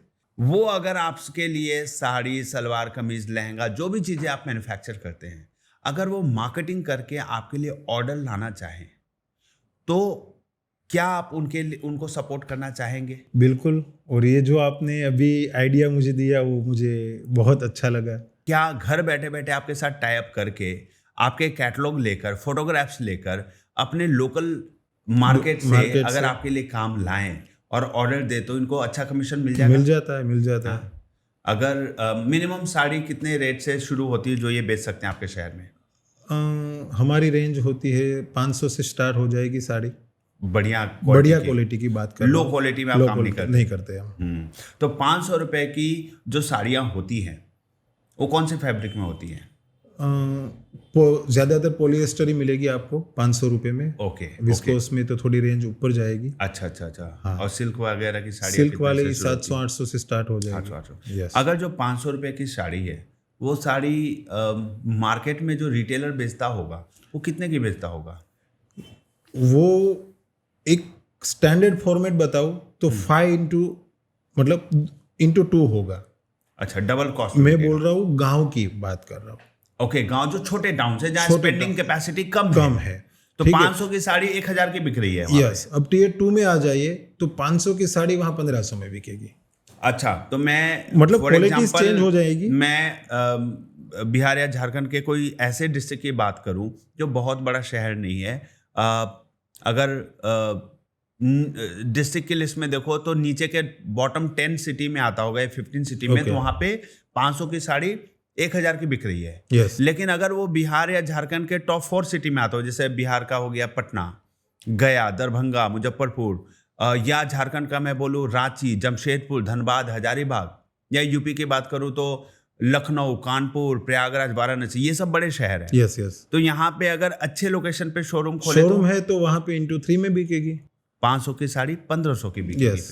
जो रिटेल में बिक रही है एक्चुअली 1500 की साड़ी, उसको डिवाइडेड बाय 3 कर दीजिए तो उतने की मैन्युफैक्चरिंग कॉस्ट है जिसपे मैन्युफैक्चरर उनको सेल करता है, जिसमें मैन्युफैक्चरर अपना प्रॉफिट उसी में लगा चुका है और वो उतने में बेच देता है। उसमें क्या है, कमीशन बढ़ते जाते हैं। हमारे पास से होलसेलर्स लेते हैं, अब होलसेलर्स आगे सेमी होलसेलर्स को देंगे और बाद में रिटेलर में जाएगा। यानी मैन्युफैक्चरर से 500 रुपए की साड़ी है, हाँ, वो बड़ा होलसेलर लेता है तो फिर वो सकता है वो 700 के बेचे, 50 या 100 रुपया। बस होलसेलर के पास मार्जिन कम होता है क्योंकि बल्क में बेचता है, या 50 से 100 रुपए का मार्जिन लगाता है। वो सेमी होलसेलर लगाएगा, 600 का बेचा तो फिर सेमी होलसेलर 600 का 700 में बेचेगा, और रिटेल वाला को तो 300 रुपया एक साड़ी पे कमाना ही चाहिए, 1000 की माल बेच रहा है तो यहाँ पे होलसेलर और सेमी होलसेलर को अगर हटा दिया जाए, हाँ, तो और वो लड़का डायरेक्ट रिटेलर से आपको कनेक्ट कर दे, तो मैन्युफैक्चरर से डायरेक्ट रिटेलर के पास जा रहा है, तो रिटेलर को 500 के बजाय अगर 600 का मिलता है तो होलसेलर से वो 700 का ले रहा है। हाँ, सही है। यानी या तो वो अपना मार्जिन बढ़ा सकता है या तो कम रेट पे बेच के ज्यादा कॉम्पिटिटिव रेट में बेच सकता है, ताकि बाकी के कस्टमर उसी के दुकान से माल खरीदे कि सस्ती साड़ियां मिलती है और अच्छी क्वालिटी की। तो ये आइडिया मुझे बहुत अच्छा लगा। अब देखते हैं कैसे एग्जीक्यूट किया जाए। इसको एग्जीक्यूट करते हैं, लोगों को हम बोलते हैं आप कनेक्ट करिए हिम्मत भाई से। ये साड़ी के बढ़िया मैन्युफैक्चरर हैं, आप इनका कलेक्शन देखिए पहले। गूगल ड्राइव का जैसा लिंक है वो लिंक हम दे देंगे, भाई डिजाइन देखो, कैटलॉग देखो, उसको आप व्हाट्सएप के माध्यम से भी, अगर आप ऑनलाइन सारे रिटेलर का, अगर वो गूगल पे लिखते हैं साड़ी रिटेलर इन रांची, अब रांची में सारे रिटेलर की दुकानें आ गई, उनका मोबाइल नंबर आ गया, उन सारे मोबाइल नंबर को उठाओ, व्हाट्सएप पे सबको कैटलॉग भेज दो कि सर साड़ी मैन्युफैक्चरिंग हम करते हैं, आपको लेना है हमसे माल लो, और आपके साथ वो टाई अप कर ले कि सर साड़ी के लिए अब लोकल हम मार्केटिंग कर रहे हैं, जितने कस्टमर आपके पास आए समझो मैंने भेजा है, आप मेरे थ्रू ही डील करो, ताकि ऐसा ना हो कि व्हाट्सएप ये भेजे और कस्टमर डायरेक्ट आपको अप्रोच करके माल ले ले। तो कोई ऐसा इंतजाम करिए कि आपका ब्रांड नेम वहां पे लिंक पे ना दिखे, उसको पता ही नहीं चले किसका डिजाइन है। हाँ, सही है। डिजाइन नंबर रहे लेकिन वो उस तरीके से मार्केट, ये आपकी अंडरस्टैंडिंग अच्छी हो कि धनंजय का है लेकिन धनंजय तुम्हारे थ्रू ही माल बेचेगा। सही है। और वो ऑर्डर लेकर आए, बायर के लिए भी कितनी आसानी हो रही है दुकान के लिए कि वो उसको भी डायरेक्ट मैन्युफैक्चरर से माल मिल रहा है, कोई टाई अप करा के उसका काम आसान कर रहा है।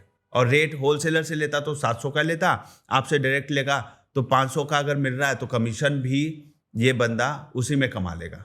आपकी मार्केटिंग कॉस्ट तो बची रही है ना, तो उस 500 रुपए के कॉस्ट पे आपकी मार्केटिंग कॉस्ट में इंक्लूडेड है, वो कमीशन में लड़के। मार्केटिंग कॉस्ट तो हम एक बार साइड में कर देते हैं, पर जो एम्प्लॉयमेंट की बात की ना आपने जी, वो मुझे बहुत अच्छी लगी कि हम कितने युवाओं को ऐसे हेल्प कर सकते हैं। जी, चलो मेरा बिजनेस तो बढ़ेगा ही बढ़ेगा, पर वो लोग भी कल उठ करके मेरे पास भी आके मेरा बिजनेस भी सीखना चाहे तो सीख सकते हैं। राइट। क्योंकि जैसे बताया कि काम की कमी मार्केट में है नहीं, जितना कपड़ा बनाओ वो बिक ही जाता है, ठीक है। तो बनाने वाले हर रोज नहीं चाहिए ही मार्केट को। इंडिया में 800-850 डिस्ट्रिक्ट्स हैं, जिसमें ऊपर के मेट्रो सिटीज को 50 को हटा दिया जाए तो करीब 800 ऐसे डिस्ट्रिक्ट्स हैं जो टियर 2 टियर 3 सिटी में काउंट होते हैं। अगर उन 800 शहरों से एक लड़का भी आपके साथ जुड़ जाए, 800 लोग जुड़ जाए और वो आपका माल बेचने में आपकी मदद कर दे, वो वहीं बैठे बैठे कमाए ना। क्यों ऐसे किसी और के ऊपर आश्रित होना, और आप बैठे बैठे अपनी फ्रीडम के साथ काम भी कर रहे हैं, फ्रीलांसिंग भी कर रहे हैं, कोई 9 to 5 की जॉब भी नहीं है, आपको जब मन करे तब करें। और मैं इन लड़कों को गाइड कर सकता हूं कि मार्केट से कैसे उन रिटेलर का नंबर निकालना है, कैसे उनको व्हाट्सएप भेजना है, कैसे उनको कॉलिंग करके अप्रोच करना है, वो सारा टेक्निक है हमारे पास। We can guide them best. तो this is the best way we can do for the youth, है ना। और हर मैन्युफैक्चर और माल वो तो ले ही रहे हैं ना किसी ना किसी से। हाँ, उनको तो माल ही चाहिए, कहीं से भी आए बेचना है, अच्छा माल चाहिए और कहीं से भी आए। उसको ऐसा नहीं है कि मुझे इसका ही माल चाहिए, उसका ही माल चाहिए, क्योंकि वो सब ब्रांड की बात हो गई। जो बड़े ब्रांड है, आज मुझे एक्स ब्रांड का कपड़ा पहनना है तो वो एक अलग लेवल की बात हो गई, वो टियर 1 टियर 2 सिटी की बात हो गई। पर ये जो वुमेन एथनिक वेयर है उसमें इतनी ब्रांड की कोई नई चीज होती है, उसमें सिलेक्शन होता है कि भाई ये मंडी में इस चीज वहां चलेगी कि नहीं चलेगी, वहां के लेडीज को पसंद आएगी कि नहीं आएगी। हर स्टेट में डिमांड और अलग अलग टेस्ट बदल जाता है। जो साड़ी आपकी नॉर्थ में चली वो साउथ में नहीं चलेगी।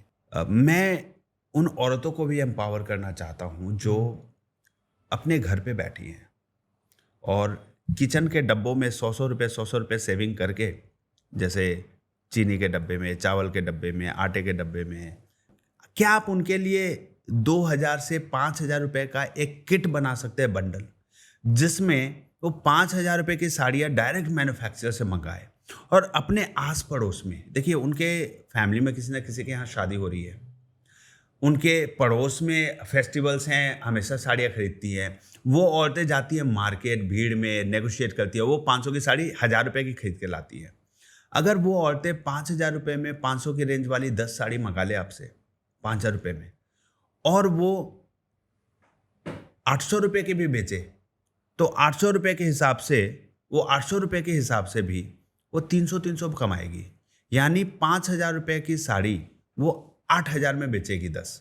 तो वो इस तरीके से कई महिलाएं हैं जो बिजनेस माइंडसेट की हैं है। लेकिन उनको समझ में नहीं आ रहा क्या करे।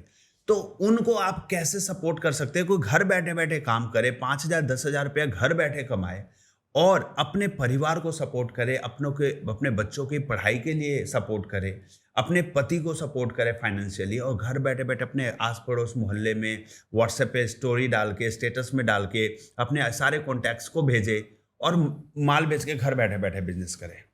ये आइडिया आपका जो है ना, वो एग्जीक्यूट हमने हमारे लोकल तक किया है अपने। यस, और काफ़ी अच्छा रिस्पॉन्स है, क्योंकि आज के डेट में हम ओनली साड़ीज नहीं बनाते, हम अनस्टिच सूट भी बनाते, कुर्तीज़ भी बनाते, लहंगेज भी बनाते। क्या बात है।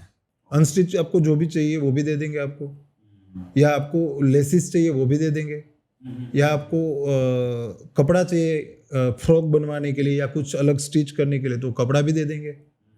मतलब वन स्टॉप सॉल्यूशन है आज की डेट में हमारे पास पूरा।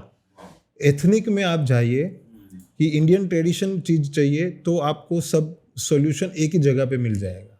तो दीजिए ना, सारे औरतों को दीजिए ना, पूरे इंडिया में किट बनाइए ना 5000 रुपए का, मेरे कहने पे। ये आप इंडिया वाली जो है ना, वो थोड़ी आगे वाली बात कर दी आपने।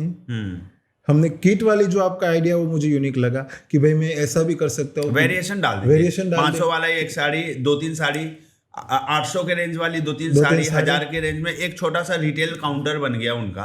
और वो माल उनके पास आया और डायरेक्ट वो दिखा के और साड़ी बेच दिया। और औरतों को पता है कि दुकान से जो खरीदेंगे उससे कम कॉस्ट पे उनको साड़ी मिल रही है, क्या आपत्ति तो नहीं होनी चाहिए उनको, और वो खरीदते हैं। पर राहुल भैया, एक है ना, आज के माइंडसेट ये है कि मुझे परफेक्ट चाहिए, नौकरी भी परफेक्ट चाहिए, काम भी लोगों को परफेक्ट चाहिए। मुझे तो लगता है नहीं, काम होता क्या है वो मुझे समझना है। मैं बोलूं, perfection is the poison. Yes, आज के डेट में ना जो 100% परफेक्शन के पीछे भाग रहे हैं ना, वो पॉइजन की तरह, जहर की तरह काम कर रहा है। जो मिलता है, something is better than nothing. Yes, अरे कुछ तो पकड़ो, इसको पकड़ के फिर दूसरे वाले पकड़ लेना। कई बच्चे यूपीएससी की तैयारी कर रहे हैं, 16 घंटे 18 घंटे मेहनत करना चाह रहे हैं, और वो घर से पैसे मंगा रहे हैं, तैयारी कर रहे हैं।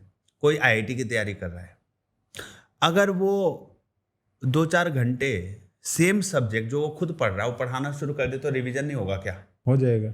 लेकिन पता करिए मार्केट में कितने लोग ट्यूशन पढ़ा रहे हैं। मैं आपके मुंह पे आके निवाला दूं तो आप चबाओगे, ये आज की सच्चाई है जी।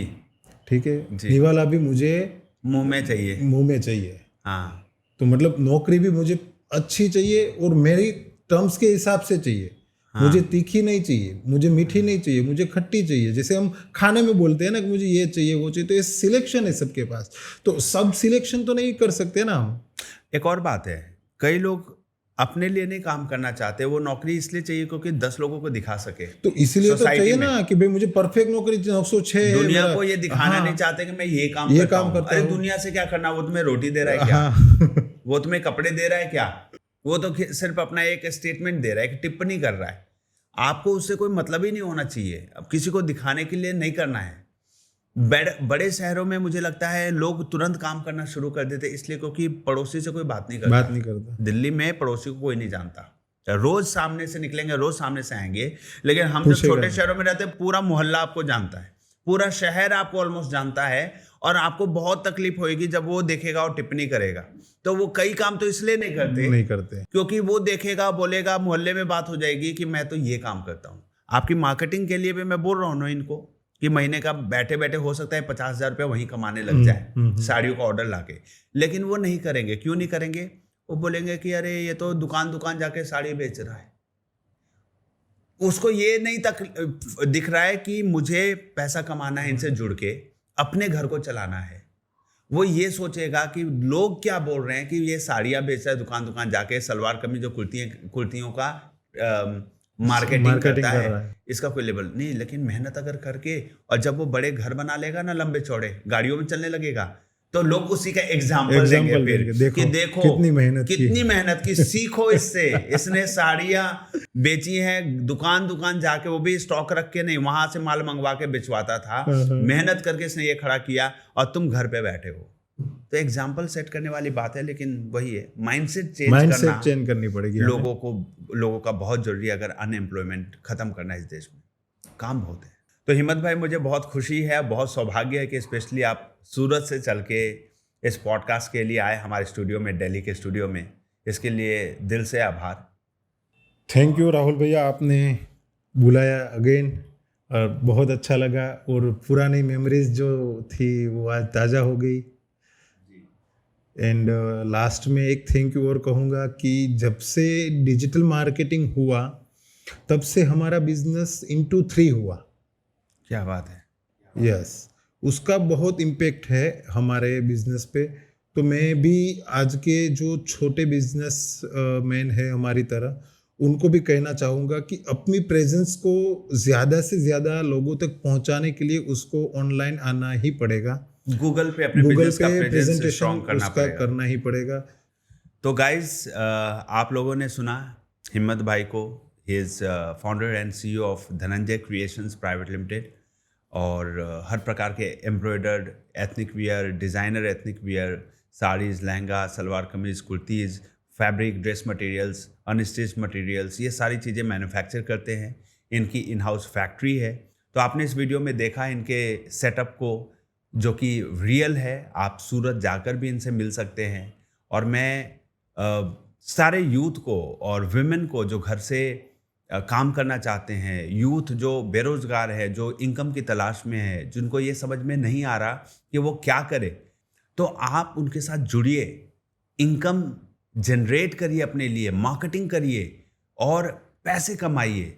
आप आगे बढ़ेंगे तो देश आगे बढ़ेगा। तो अब तक के लिए यहीं पर हम इस पॉडकास्ट को समाप्त करते हैं। आगे फिर मिलेंगे हमारे अगले पॉडकास्ट में। और अगर आपको ये वीडियो अच्छी लगी तो इस पर लाइक करें। कोई भी सजेशन हो तो कमेंट बॉक्स में कमेंट के जरिए हम तक पहुंचाएं।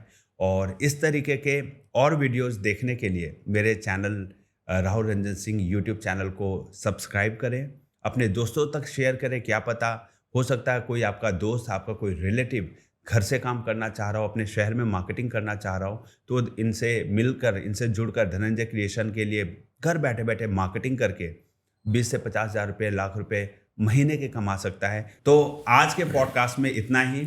आगे फिर मिलेंगे हमारे अगले पॉडकास्ट में, अगले एपिसोड में, नए गेस्ट के साथ जो इंस्पायरिंग होंगे और जो आपको अपने लाइफ की स्टोरी से मोटिवेट करेंगे, कुछ लेसन्स देंगे कि कैसे आप अपने जीवन में आगे बढ़ सकते हैं। तो तब तक के लिए जय हिंद, जय भारत।